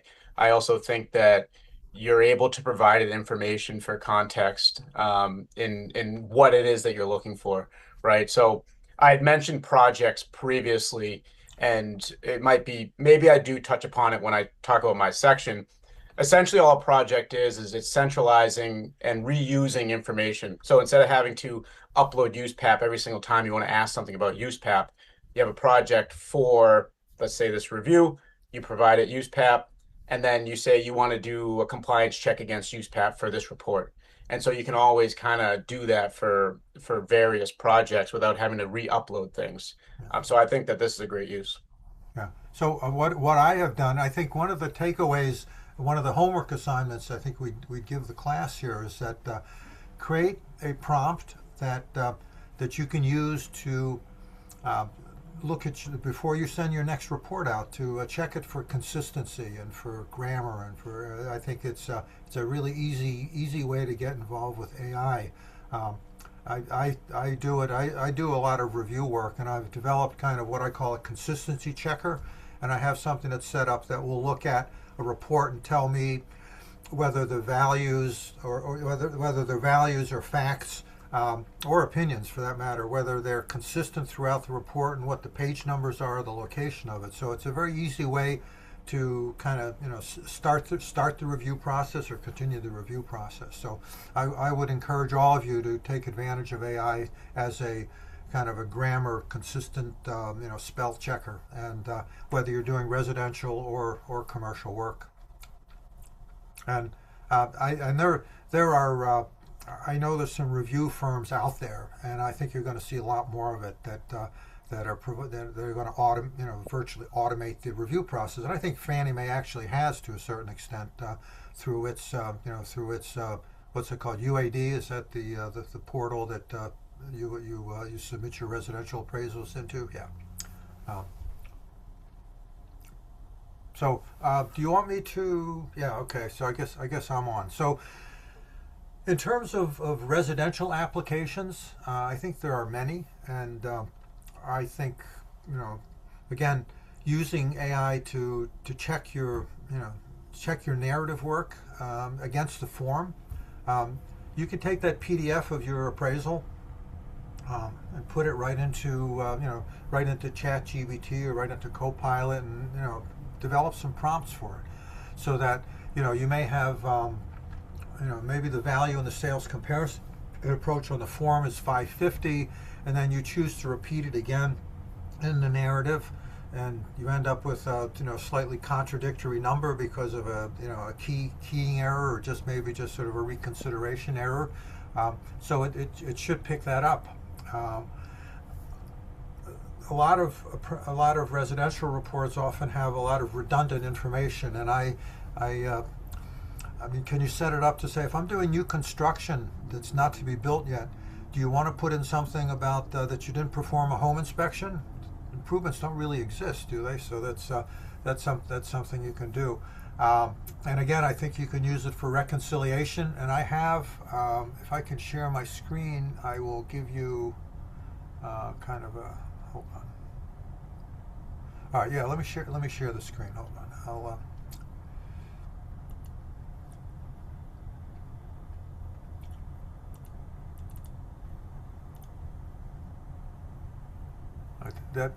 Can you see that now? Yep. Yep. Okay. All right. So just very simply, I wrote kind of a shorthand uh, reconciliation here, and you can see I wrote it in a way that's it's not really grammatical and it's not really well organized. And then I asked Copilot to kind of rewrite it from the viewpoint of a professional appraisal. So, so here we have kind of a much nicer, refined, honed output. Again, building on what I've written already. And I think one point that Tom, and just to go back to Tom's point where he was using consulting those various sources, I think that's, if you bring the sources into the AI, then you've actually, you've exercised some judgment in terms of what the data says, rather than saying to AI, create me a market analysis of the industrial market in Worcester, Massachusetts, right?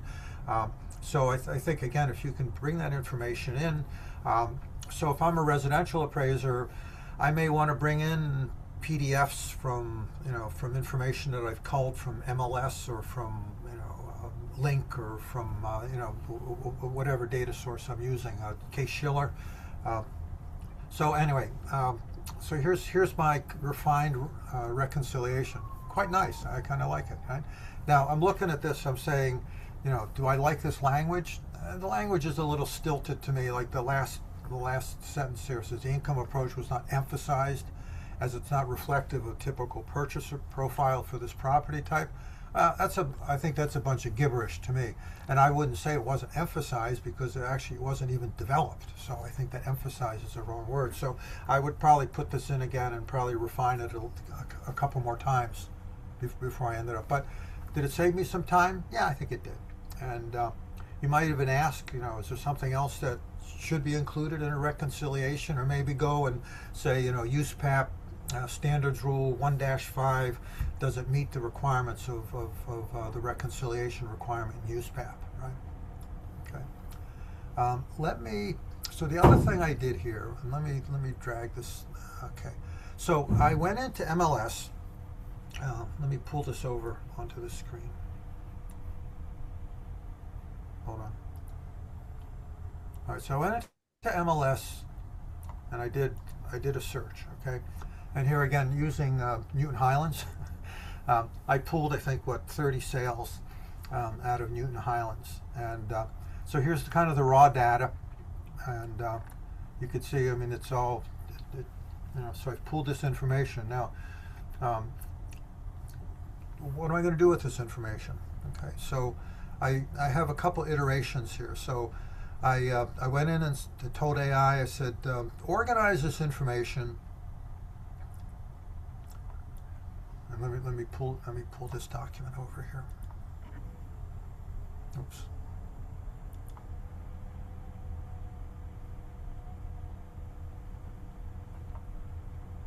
No, hold on one second. Okay, yeah. So let me pull this information.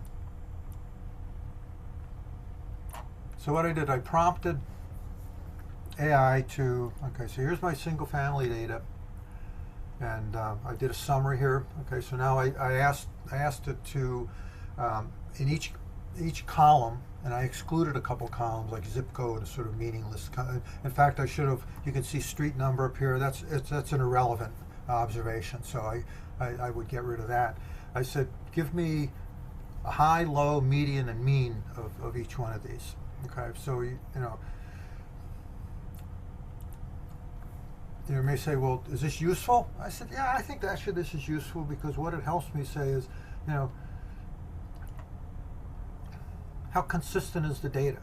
And I could go a little bit further with this, maybe quartile it, or do a couple other things with it, and I'll show you. So what I did my first shot here. I said create a scatter diagram of the data, and I picked sales price versus square footage. Okay, and I'm looking at this and saying, well, is there a relationship between sales price and square feet, right?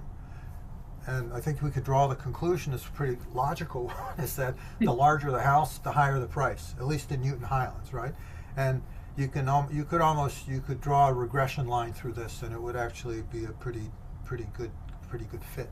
So, so that's again another refining my search, refining my analysis here.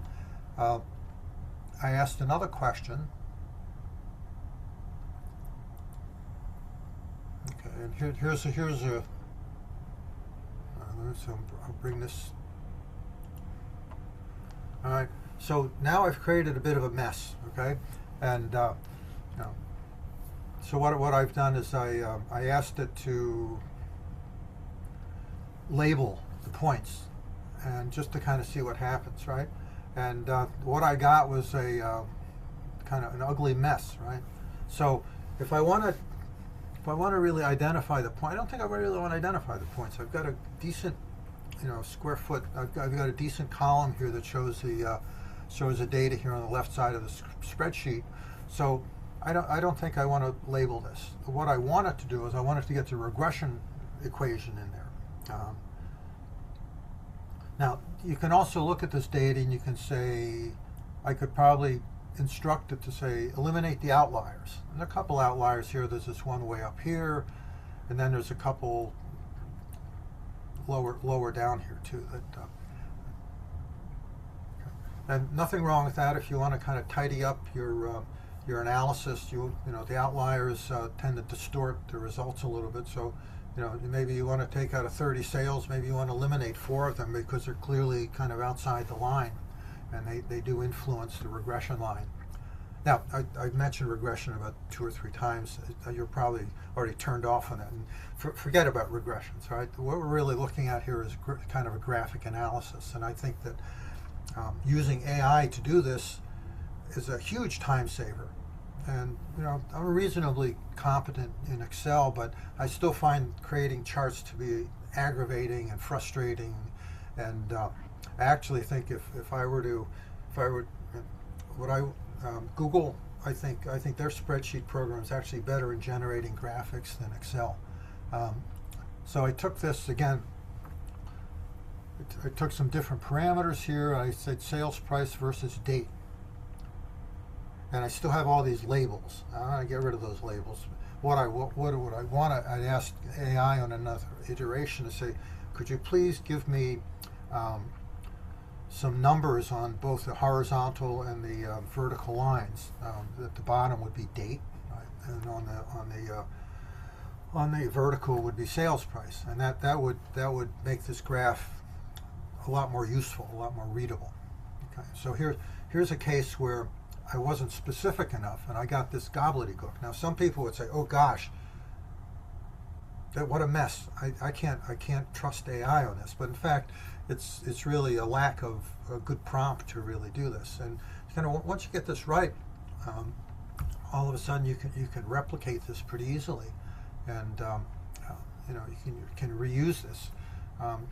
Again, I find for any type of appraisal that if you can tell a story using a graph or a graphic or an image, then it beats the heck out of paragraphs of material. And I like the way this is set up. I've set this up so I've got the data here on the left hand side, and then I've got the graph here on the right hand side. And I could screenshot and put this in a report, and I would want to eliminate, of course, all these points and make sure I have the parameters here on the vertical and horizontal axes.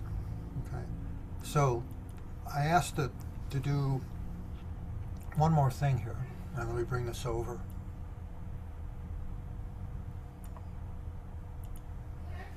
All right, so here I was just kind of playing with things, and I still don't have the stuff on the left hand I'll keep working. But so I put a kind of polynomial line in here just to see what it works, and it's actually kind of interesting. You can almost see there's sort of a dip there, and if I bet those I bet those might be so those are times of low activity. I mean, we don't have a lot of data here. We have less than 30 points. So, but I think this type of, again, this type of playing, simulating, prompting, can get you some good results. And so I'm probably scared away most of the residential appraisers in the room. But being able to use Excel this way, and you don't even need to know a whole heck of a lot about Excel to do this, or you could have AI generate these types of graphs for you without even going into Excel or Sheets, the Google version of Excel. So what are some other residential uses of this? Okay. And again, just to reinforce, we talk about interacting with AI as being a iterative process. So I think that's a good example of it. And you might have to try, maybe end up with 12 or 15 different iterations. But once you get it right, you can actually ask AI, create me a prompt that would allow me to replicate this process again. And I've done that.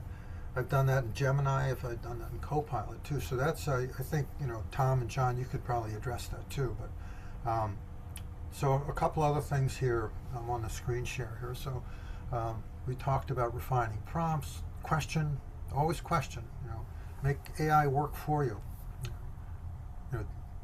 Other things that you should have considered, right? And if necessary, feed AI the sources you would like it to rely upon. If you're very if you're completely clear on what you want to use. I mean, I'm thinking, could I go into, and I haven't tried this, but MAR provides statistics on a regular basis, right? I'm assuming that AI could probably grab that because it's on an open website. Case-Shiller, you could grab that information. MLS PIN, I'm not sure that you could, but you could also, you go in that MLS PIN, pull up that information and use that as part of market analysis. Again, help you establish trends.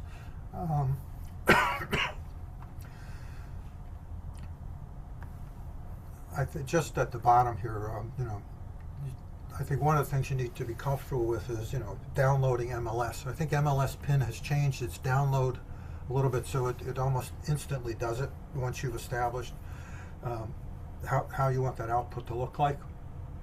You can also do it with Warren Group too, and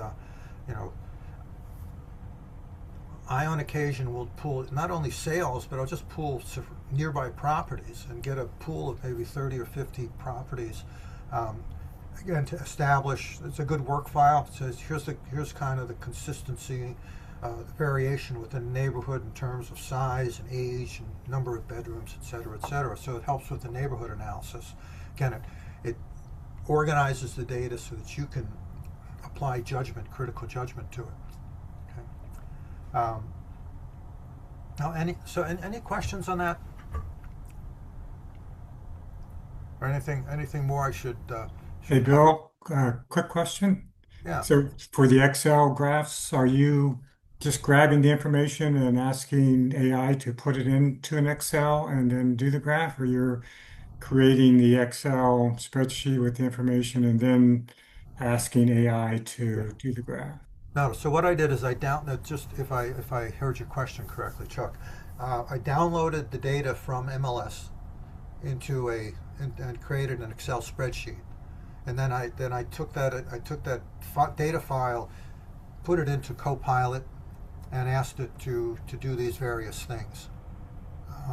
So I applied judgment. I selected the data, excuse me, and and kind of the parameters of the data, and then put that into AI and had AI do the organization and the arraying and the formatting. Got it. I wanted to jump in too. There's all sorts of like workflows that you could perform, right? And so Bill's kind of showing how extracting the data from LMLS, putting it into one of the models, and then providing some graphing analyses on that data. And another method, you could, let's say you didn't download the data into an Excel format or something like that. Maybe for instance, you have PDFs of all the sales that you picked, right? And you want to just create a table in Excel with applicable information, right? So maybe you provided in their prompt, I want to create a table with the addresses from each of the sales, the sale date, the sale price, and so on and so forth. You're providing it PDFs, but you want an Excel output.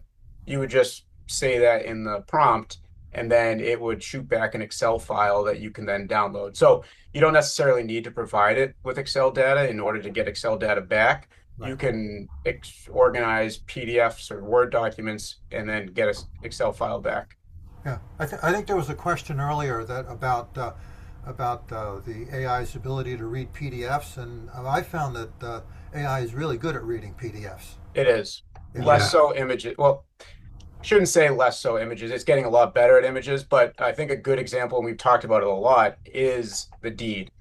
Everyone knows what deeds look like. Scanned copies a lot of the times now, right? And they're sometimes hard to read when you're looking at the PDF because it's a PDF of a scan. It's not a physical PDF that was created by exporting a Word document. So those are the types of things that you need to watch out for, is that it might not read an image properly. Even though it's a PDF, it could be a PDF of an image. And subject deeds are a very good example of that because all that information is scanned.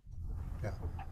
Yeah. In fact, I was doing something last week, and I think I put a PDF in and asked it to read the image, and they said, "Well, I can't read this image because I don't have the code that backs up the image, right?" And yeah, sometimes models don't have the image reading capabilities, yeah. and so you might just need a different model. Yeah. Yeah. Okay, so gentlemen, to keep ourselves on time, we should really be probably beginning to hand this over to John for the things he's going to be showing on market analysis applications. I've been trying to. Yeah. Go ahead, John. John, it's all yours then. All right. So we've discussed a lot, and I mean, Tom's kind of gone over a little bit of like a market analysis, and Bill's kind of gone into what you can get from Excel documentation, data analysis. I am going to touch on the market analysis, or at least my approach for when doing a market analysis. And then I'm also going to show you kind of what it's like what it would be for a project, right? I'm just going to show you quickly what that looks like. But anyway, so I'm going to share my screen here. And then what I want to do is just show you my process, right? And again, this is specific to a market analysis. The way that I see, and so Bill, I don't know, actually, never mind. I got it. So the way that I'm going to share my entire screen actually. We get it. Yeah, there you go. So the way that I go about doing or using any of these AI tools is I provided information that I really wanted to utilize to then give me an output, like very specific, right? The more broad you are, right? We talked about weak prompts, strong prompts. The more broad you are, the less likely it's going to give you back what you're expecting. And so what I mean by that, as an example, is just market analysis section, right? So I want to do a market analysis for like an office market or a sub-market. I want to write that section of my narrative report, and that's what I want it to produce. So I've already done a lot of the legwork, like most appraisers have already done, where I love my format that I have, right? So you might have a report, you say, I really like the highest and best use section that I put together for this report, but I want to continue to use that for other reports. But instead of retyping all the information each time, how about I just give it the information that it needs to use that template to then put, or to give me back the applicable information for this report. So I think a market analysis is a good example of that. I have a template market analysis from another report. And I'll just kind of show you what that looks like. Again, it's a different submarket. Well, actually, so it's Chelsea. It happens to be Chelsea's submarket, which I think this one is Lowell Chelmsford is the example. But the template is from Chelsea. I just like this market analysis that I have. Some graphs in here. I use CoStar a lot, so they have key indicators and things like that in their market reports. This is for retail market overview. I like how the format is of this process or of this template. So I want to use that for my new report that I'm going to create. And so what I do is I'll have that template. I'll have the data from CoStar that I want to reference, and then I'll provide the chat that information. This, I also set up another prompt, right? So you can see that I have this market analysis prompt. This is the initial prompt, but I want to reference a more robust prompt that gives it more detail as to what or how I want it to analyze it. And so this is the ChatGPT market analysis prompt. This is a lot more in depth than you really have to start. It doesn't just happen. You can also ask ChatGPT what prompt would be the best results. So again, going into just looking at this a little bit and from a general sense is that we have, right, general requirements, write a professional appraisal report, maintain an objective, unbiased tone, do not simply restate statistics, interpret the data, avoid unsupported conclusion. That's an important one because it kind of goes back to what Steve had mentioned, where these tools are going to just find a solution for you. It might not be right. It's always going to find some solution. So you just want to be really clear as to what you're looking for the results. And I don't always do prompting like this. This is just an example. And this is kind of a little bit more for the class. You can have a lot more simplified version and get very similar results. But anyway, so I'm going to provide the tool all this information, right? So I'm going to select these files, right? So the market analysis template, the market analysis prompt, and these two industrial submarket. Or actually, I'm not going to do that one. I'm going to do the Boston submarket, Chelmsford office market, and then my market analysis template. Okay. I'm going to drop those in. And so I'm just going to upload all those files. And then I'm going to use my initial prompt. Usually I would just be typing this in, but just for example's sake, I'm just going to copy and paste it in here. And this would be something I would type, is that I'm doing a market analysis. I'm going to provide you with a couple files, and I'm going to just say where the subject property is. So I'm just going to, like I would be typing this in, and then we're going to see what it gives us.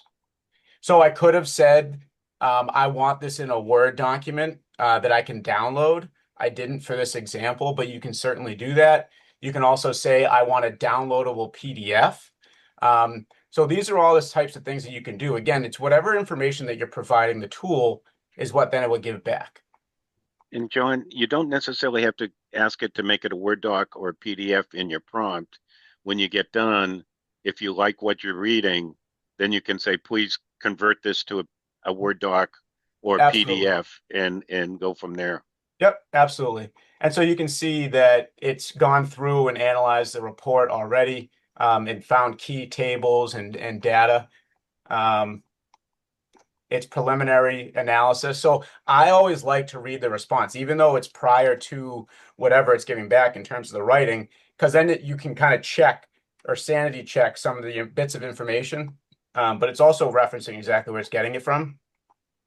And so then missing information and potential limitations, right? So this is part of that prompt that I have put together, that if there's anything that you need in addition to providing me a response, please let me know. So that's something that I provided in there. So effective appraisal date not provided, right? So these are all the things that you might have missed in your prompt, and maybe you just want some more information. And so then it's the drafting approach, right? So I'm just going to say, go ahead and write based on the information I previously provided. And so then it's just going to spit out the market area overview. Again, this is based on that template that I wanted it to utilize. And so it's putting in just like how I'd asked it, inserting the tables. Let me know what table that you're referencing or to insert there. Because I don't like when the tool recreates tables because it's more prone to errors. And so I want to reference the actual material that I provided it. And again, so this is based on the Lowell-Chelmsford submarket rental rate analysis, telling you the table to put in, absorption analysis, right? So this is a pretty lengthy response.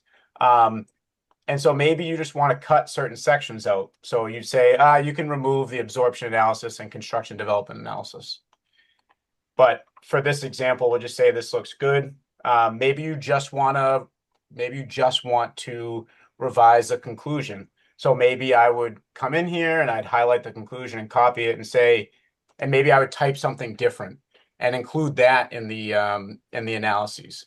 So I'm going to kind of go off of what Steve was saying, right? So there's actually a button, turn only this response into a PDF right here. So you can do that as well. But you can also copy the response, and looks like my bookmarks here. We'll just go. And then you can just paste it in here. So this is that full analysis that it just spit out. You can see the formatting you're probably going to want to, like in terms of like your document formatting, you might need to adjust it a little bit. But that's really the process. You can put it into your already existing report. Maybe you want to make some edits in here and then provide it back to the chat and say, I made some edits. And then can you double check this, right? So just to make sure that I didn't mess any of the data up. Or can you export this to Word document? And it doesn't care about spelling. So if it's close, it will get it. I just type fast. I don't double check the that's another good thing for AI is spell checking. And so these usually take a little bit longer for downloading or to export it into a Word file. And so that might take a little bit. But I guess I had mentioned projects. Really, I'll just do a quick overview of this. Is I set up these projects where all that information that I just went through compiled into a folder, you can actually just have it be in a project in ChatGPT, just like all these other models. And within these projects, you're able to add documents that are then stored permanently in that file, right? So kind of like a work file for ChatGPT for helping you write. So I have UsePap in here. I have this advisor opinion in here. I have that market analysis prompt and the template. So you can kind of streamline your workflow by doing it this way. But you don't need to do it that way because you get the same results if you do it here. You just might get more consistent results if you use a project. And then you can have instructions for how to write. So we'll go back to the bottom of the chat. Maybe it's done. So download Word document. And so there you go. You have your market analysis in a Word file. And same thing for copy and paste. This actually formats it a little bit better, I think, instead of copy and paste. And you can give it instructions of what you want the word formatting to be as well for when you do export it into Word. And so that's kind of an overview of how I use the tool. I do a lot of other analyses with ChatGPT and Claude as well. I guess I'll open it up for questions. Does anyone have any questions of how I kind of went about that process or how I set up my files usually? John, I have a question. It's Yep. Stacy. Do you use or do you have Claude set up on your desktop like as a private platform or? So when you set up Claude, it's still like you can access the same account from the web application or the desktop, so they're still linked. I do have Claude downloaded on my desktop or on my laptop. So it's the same interface. You just have access directly to it without having to go to the website. Similar to if you wanted it on your phone, you could download like an app. And you're not worried about it taking or having access to anything private on your computer? No, because again, whenever like if you're worried about that, a lot of the times it requires an integration with tools. And they deal in extensions a lot. So for instance, your web browser, ChatGPT, you can download an extension so it can access information as you're viewing it. That's the same thing for your desktop. It shouldn't link to really anything or have access to anything that you didn't like give it permission to access. Okay. I think that's the same with Gemini too. Should we, John? That was great. Do we want to, Steve? Do you want to pick up? We're basically sort of on time. So do you want to talk a little bit about business applications? Sure. One of the ways that I use it quite frequently is to help with my writing.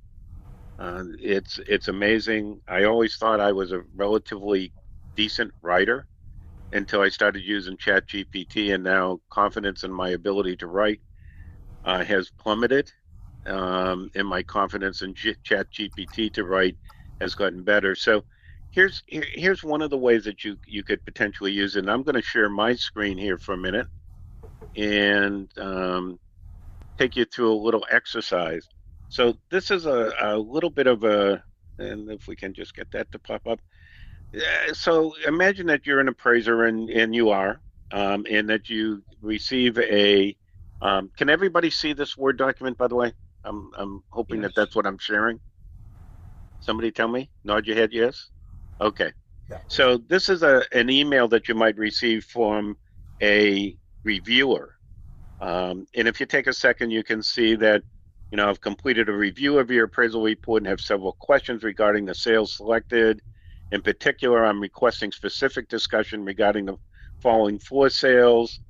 Goes on and on and on. And it's the kind of email that I think most of you would find, very frustrating to have to deal with. And you want to respond to the person, but you also want to make sure that you try to maintain some sort of business relationship with the person. So the first thing you might do is, turn to ChatGPT, which is what I would do. And I wrote a prompt here. So you are, again, using the core principles, you are an appraiser responding to the following email about how you selected comparables. The email's tone and demands are a point of frustration, especially since the 4 sales called out in the email bore no resemblance to the subject property.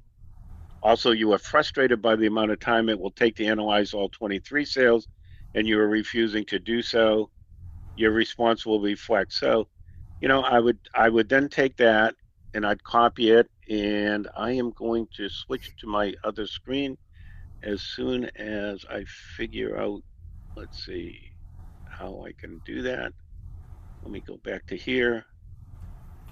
And we are now, I think are you now seeing my ChatGPT screen? Yep.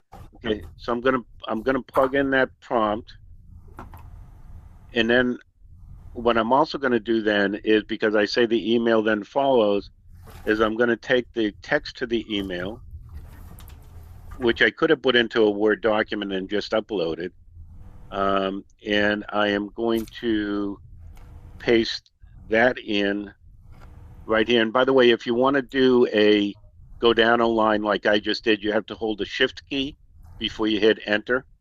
And so I'm going to paste the email, and I'm going to see what we get for a result. So now, as you can see that the first thing it does is it kind of warns me just a little bit. If the goal is to communicate your frustration, I'd recommend you being firm rather than openly hostile. So ChatGPT is actually counseling me on the best way to respond. So So here we are. We start off with the email response. I disagree with the premise that the attached 23 sales required individual analysis or discussion in order for the appraisal report to be credible or USPAP compliant. And by the way, when I ran this earlier, it actually gave me a different start to the email. So it goes to show you that you don't always get the exact same response, even with the same prompt, which is something we've been going through here. So this is the email that was going back, and you can see the comment here with respect to the 4 sales specifically. Now, I don't know, maybe that's just a little bit stronger than I want it to be. So what I could perhaps do is come down here, and you can see that ChatGPT is telling me how it's viewing this particular response. I might come back here and say something like, type in something like, just compliment it a little bit.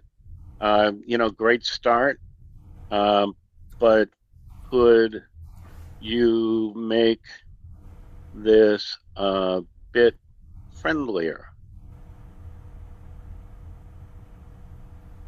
And we'll see what it says. So rather than immediately starting off, if you remember, the opening sentence up here was, I disagree with the premise that the attached 23 sales require individual analysis or discussion. This rewrite says, thank you for your email and for providing the additional sales for consideration. So it's a little bit gentler, kinder response, and maybe, puts you into, at least gets the reader of your response into a slightly different mindset. So that's one of the ways that I use it. Now, I will want to get through this quickly. I'm not going to show you something else. I'm just going to discuss how else I use it. Quite often, I'll need, like, for example, a contract. Recently, we were looking at a new contract here at MBREA, and I uploaded the contract to ChatGPT. I asked it to summarize the primary terms of the contract.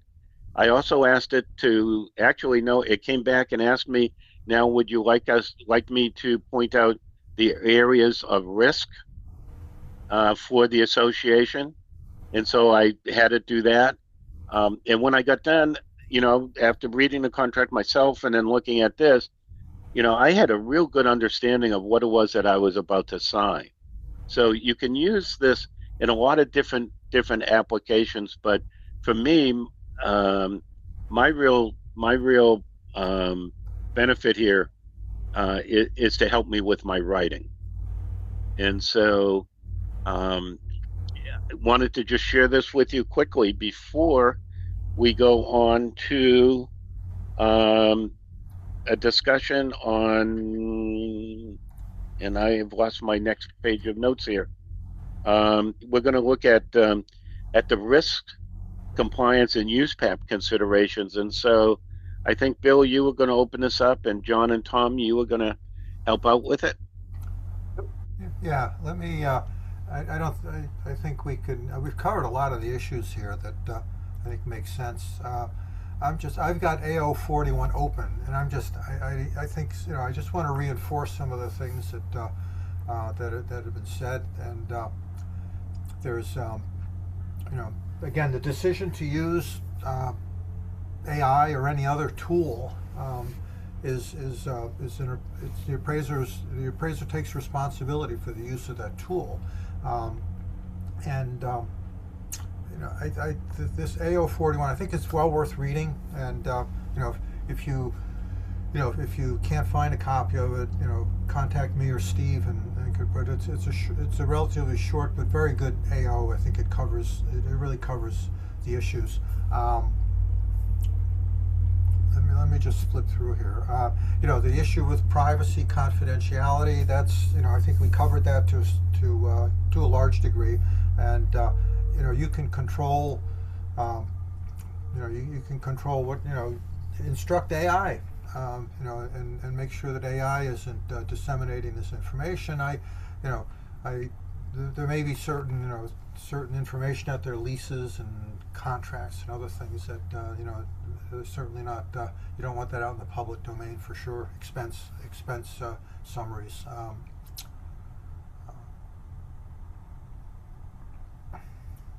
And again, it's I think we've covered this pretty much, and we've seen some examples of that AI sometimes generates information that's incorrect or absurd or hallucinatory. And I think the appraiser's judgment needs to be applied to determine whether or not whether the information is being returned. And I think John made a very strong point, is that if you've got sources, make sure that AI gets those sources and relies upon those sources. And I think Tom too said, so maybe if you want to do a market study and you want to use Marcus and Millichap, maybe CBRE, Cushman, maybe take 4 or 5 of the JL, some of the 4 or 5 big firms out there that do brokerage summaries, and put them together rather than having AI go out there and fetch information which may or may not be useful, or may not be correct, or may not be credible. So.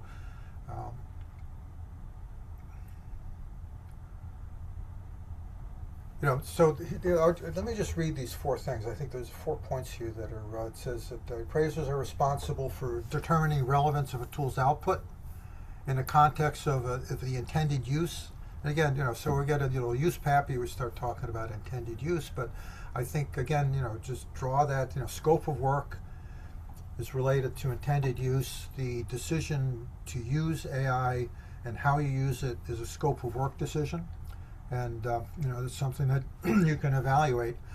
So there are really 4 points here. Is evaluate the tool. Okay, assess whether the tool is appropriate for the assignment, and that might mean learning a little bit more about the tool. Using these things out of the box. I think you have to get comfortable with them before you can really rely on them. Understand the output. The data that the tool uses. Have you given it the information? Or are you having it go out and find that information? And if you're sending that tool out to find information, you maybe want to know the sources. You want to know the credibility of it. You want to know how AI handled that data. You may also want to act independently, right? Perform the analysis of the data gathering independently.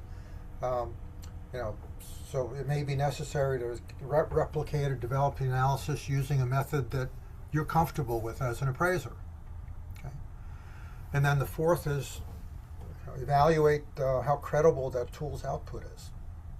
And I've had instances where I've put perfectly good data into AI and the output has been not very it's been lousy. So, and who knows, and it's like maybe another day you do it and it works just fine. So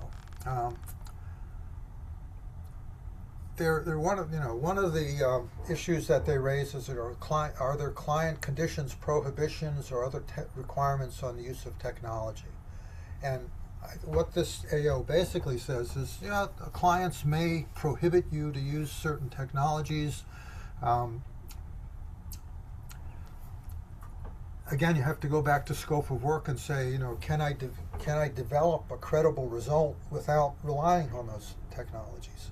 And I think this is almost old news now, because I was talking to a couple of bankers a short while ago, and they were saying, well, we worry about appraisers misusing or not using AI correctly, but we're using it an awful lot too. So in underwriting or evaluating deals, there's plenty of opportunities to use AI on that end. So, and I want to bring up something as well, is that a question was brought up earlier at the beginning of the call here, was about keeping information in your work file for when you're using AI. I think that it would be a good practice to, if you are capturing, let's just say that market analysis, for instance, that I did. Maybe that chat history you just put in a Word document and you keep it in your work file. You could certainly do that. I think that you don't need to keep everything, and that's kind of what this is saying, is that it should be, if it's using for grammar or for just general, like rewrite this paragraph, it's probably not necessary to keep in your work file. But when you get more into like a data analysis or something like that, maybe that's when you would store that in your work file. And I think that there's also the like we're talking about record keeping, but then also providing information that's client like confidentiality, right? That's a big one. So like the ethics rule. Using the tool isn't, and kind of going back to what Bill's saying, is using the tool isn't against USPAP. It's just how you are using that information, right? And so, and what you're providing it. So always be careful about that is, um, what information are you providing the AI tool and how is that being utilized? Free accounts tend to have less privacy controls. Business and enterprise accounts typically to have you Right. typically have more control over how that information is utilized. I think Claude actually, their free version gives you more control than the other free versions.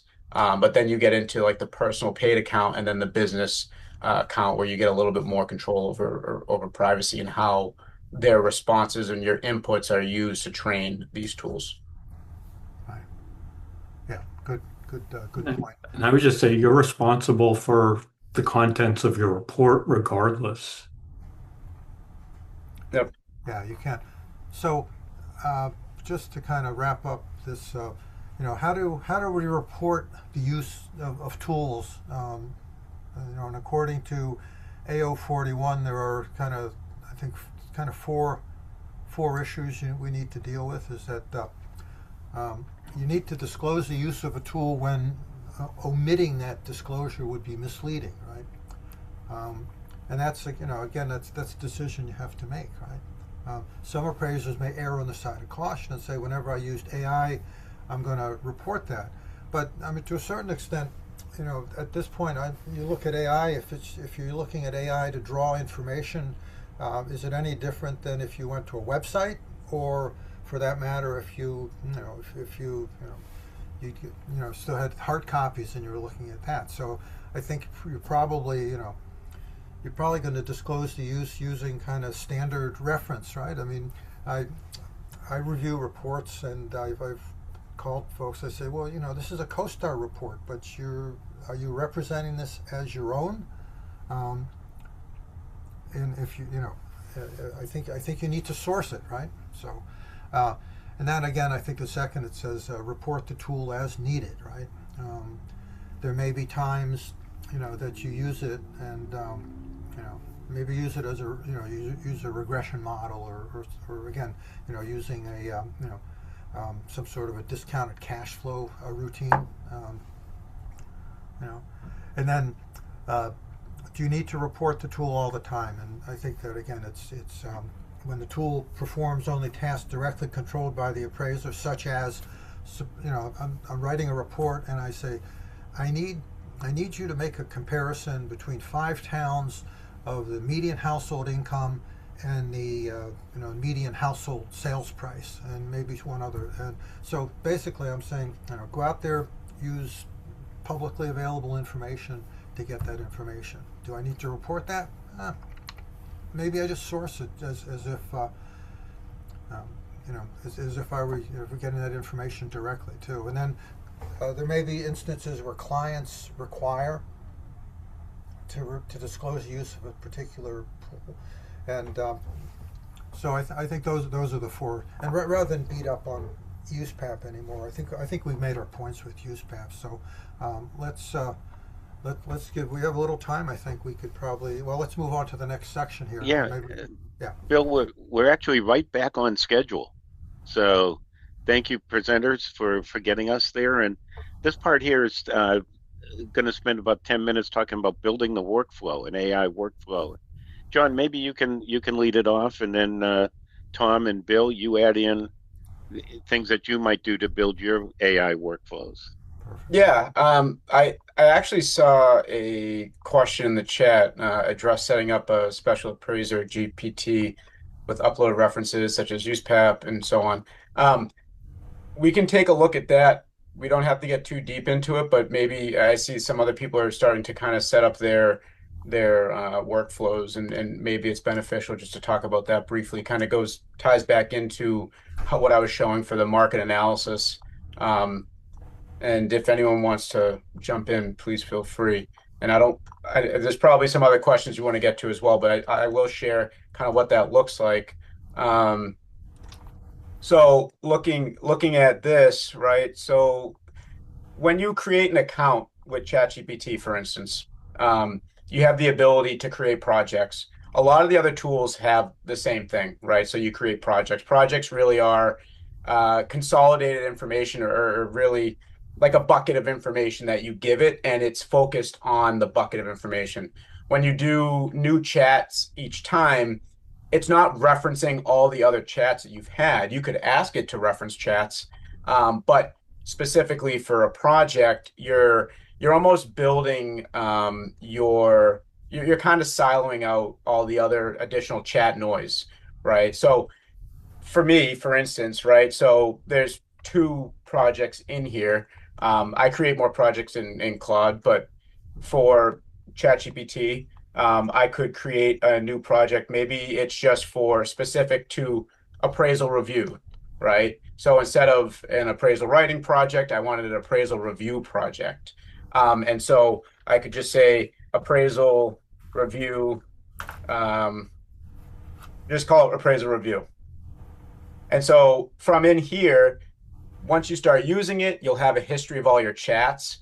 Every time that you do a new chat, it has access to those other chats to kind of give it context. But then you're also able to provide sources. And what I mean by that is you can connect your Google Drive or any other file. I typically don't. That's up to you. But when you are doing that, you're giving it permission to access that information. So you can always just upload the information you want. The chat had a comment about specifically uploading UsePap. Um, I had UsePap in another folder here. Let's see if I have that open still. Yeah, our sole advisory opinion. Let's see. All right, so UsePap, right? So I'm just going to upload UsePap as a source. Okay, so now anytime I'm doing something in this project, it has that source of UsePap, right? So if I was doing an appraisal review, checking something, if make sure it meets UsePap requirements, maybe there's a specific requirement, but you don't have to give it that context again. And so in that other project that I had set up, I provided it with my market analysis template. So anytime I do in a market analysis, it has access to that template that it can then use to provide those responses. Um, this is getting a little bit further, but you can also have project settings, so instructions. So instead of having a prompt that says, "Hey, whenever you're doing some writing, I want you to write it in a UsePap compliant manner, or precise manner, or professional." You can kind of have that in here for your specific project. You don't want to do anything that would be like you wouldn't want to have an instruction to say, write a market analysis for Lowell, because that is specific to the chat, not to the project. So that kind of answers that question. And I know, again, you don't have to start here. I think just using a normal chat, providing some information. If you see yourself providing the same thing over and over again, maybe it's time to set up a project. You can ask ChatGPT based on your chat how it would be best to set up your project. Those are the types of things you can do. Again, you can ask it questions about itself to help you set up your workflow. And I think that's kind of important as well. I don't know if anyone wants to does anyone have any specific questions on that, or we want to kind of go into another workflow area, or? Let's keep moving on. Okay. I'm going to stop sharing. We also talked about maybe there was something interesting, and you can use it however you'd like. There's a lot of voice talk to text tools that are being discussed in the chat. That's something else you can do with ChatGPT directly. Maybe it is doing an inspection and you're doing voice to text to just notate your or to take notes on your inspection, and then with those notes you just have ChatGPT write up your inspection report, let's call it, right? Really, it's just a summarizing your notes from your inspection. And so those are the types of things that you can do. And I think that the opportunities are endless, right? So anything that you find yourself spending too much time on, maybe you build that into a workflow. Um, and so maybe scheduling inspections, or how do I, like, I have all these comps that I need to go take photos of, but I also need to go to a inspection at 10 o'clock. What's the best route to take? Or just anything like that. It can really be utilized as a centralized tool, right? There's a lot of tools out there, but I think these AI tools can really help bring it into a singular tool that you can use in your day to day. And I wouldn't worry too much about switching tools for using it specific to this or using it specific to that. Just start with, if you're not familiar with it, just start with one and then see what it's capable of, and then you can explore other ones. Exactly. Yeah. I like that. Organizing comps and inspections is a really good thing. My my daughter used ChatGPT to create a training schedule, and she ended up PRing in the Boston Marathon at 3:28, which I think she could take a lot of credit for it. But she said that the training schedule she got on ChatGPT was far superior to the live coach that she had engaged. So that was kind of cool. So I helped it grow my grass this year. I had a lot of bare spots. My dog all winter was just peeing all over the lawn. Said, all right, I took a bunch of photos, I uploaded it. Let's put together a grass plan and tell me what that looks like. So it can be used for anything. So I used it you know, for gardening and yeah. growing tomatoes. No, I moved to a totally different environment, and the seasons are different, and I have fruit trees that I never had before, and so I don't know when a mango is ripe. I don't know. I don't know when the lemons are supposed to pop out. I don't know when I'm supposed to plant my tomatoes. So I used it for all that stuff. you know, we talk about writing prompts. I actually have used ChatGPT to actually write me a prompt. And what the prompt was about, it was back in March. I wanted to have ChatGPT predict who was going to win March Madness. So I wasn't sure what to ask. So I said, go in, look at all the available data, season records, all this, any other publicly available information. It came back with a prompt like the one John was showing about the market analysis that was really long. So I copied that prompt, put it into a new chat with ChatGPT, and it came back with a list of like the top 8 teams that it was looking at, and then narrowed that down. And unfortunately, finally, it said at the end that it was predicting that Duke would cut down the net.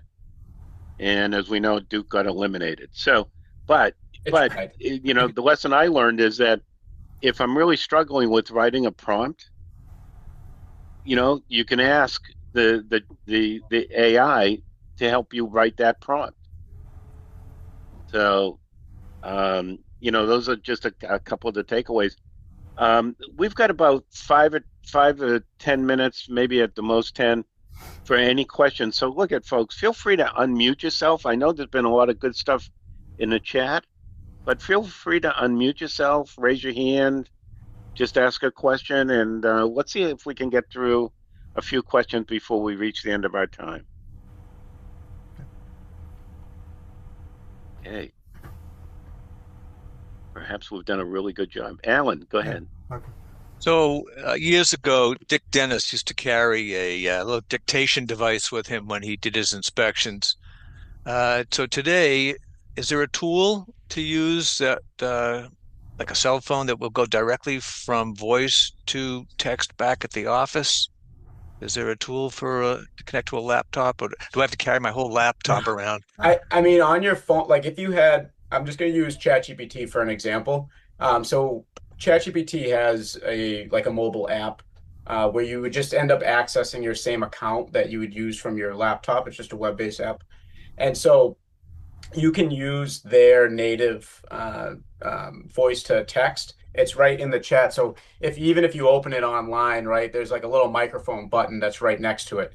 You can use that to annotate, and that way it will just populate all anything that you're talking into will populate all of that and send it to your chat, which then you can access from your phone or you can access back from your desktop.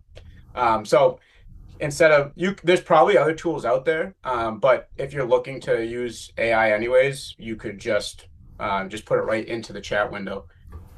And you can always tell it to say, if you don't want to do anything with those notes first, just say, I'm going to record a bunch of notes from my inspection. I'll let you know when I'm done. And so it doesn't keep spitting something back out each time. It will just continue to wait for your notes. And then you say, my notes are completed, summarize my notes from my inspection.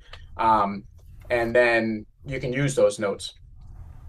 My thought is that if you're going to use dictation or voice to text, and you're doing particularly a residential inspection, that perhaps you come up with code words for like mold, um, you know, cracks in the foundation, so that if the homeowner is tagging along with you, they don't start to argue with you and say, "Oh no, that's not mold. That's just some black paint that one of the kids splashed." Okay, um, that would just be my thought. I think I would do that. But so I just had a thought on a lot of times you do a walkthrough of a property and you're taking pictures. Is there a way? I mean, you could use. I think there are programs that can link the dictation to the photos, right? But I mean, you could probably get AI to do that as well, right? Yeah, so there are applications out there that where you can like kind of dictate over photos or associate photos with notes and so on and so forth. Um, they I'm not sure like the exact names, but I'm sure they are out there. Yeah. And already, I mean, you could feed AI pictures, and I mean, AI is pretty good at interpreting pictures. It's sort of pretty interesting how we're. Yeah, they've gotten a lot better. So even if you uploaded your or provided it upload your photos with your notes, it could probably compile a report with all your photos and all your notes and associate them itself. Um, Again, you're going to be limited with what you can upload with the free version. So just think about that as maybe you want to do a business version. Again, it's pretty inexpensive.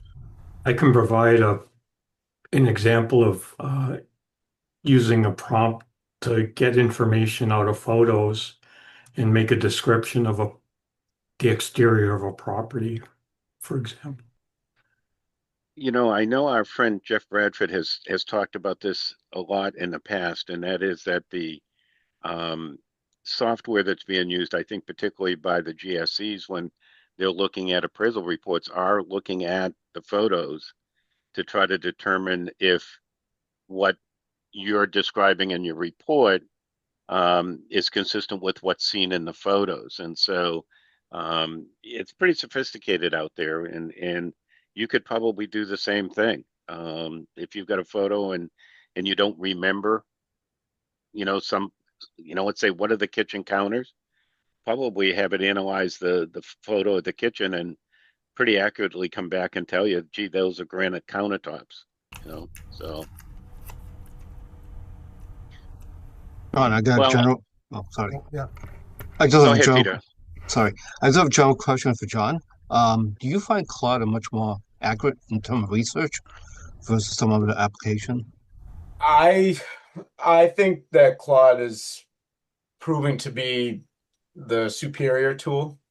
It wasn't before, but now I find myself using a lot more. Um, I do a lot of analytics, but then also, I mean, coding is great in Claude. But I do think that it is a little bit more of a powerful tool. Um, they're all very good, and so it really you could get by with anything. But yeah, I think Claude's a little bit better at this point. And I think for people that are just starting out, it's not a bad option, especially if you just want a free version, because the free version in Claude is a little bit more robust in the sense of you can upload a little bit more files. There's a little bit more space. ChatGPT, you'll end up hitting your limits. But then at least that way you can get a feel for maybe what your process would be, and then you can jump over to ChatGPT if you like it better. Right, thank you. I did heard Gemini was more accurate before because I did comparison between the two, but I haven't really used Claude that much, so I wasn't sure Yeah, for that. I think Claude is again is great. I think that Gemini, you're a little bit more integrated with your browser though. Right, right, Um, Yeah.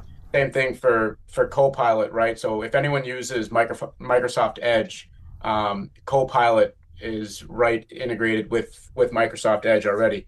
And so anything that you're looking at on your web page, you click the Copilot button on the bottom right-hand corner, and it will open up a side panel that analyzes the page that you're viewing.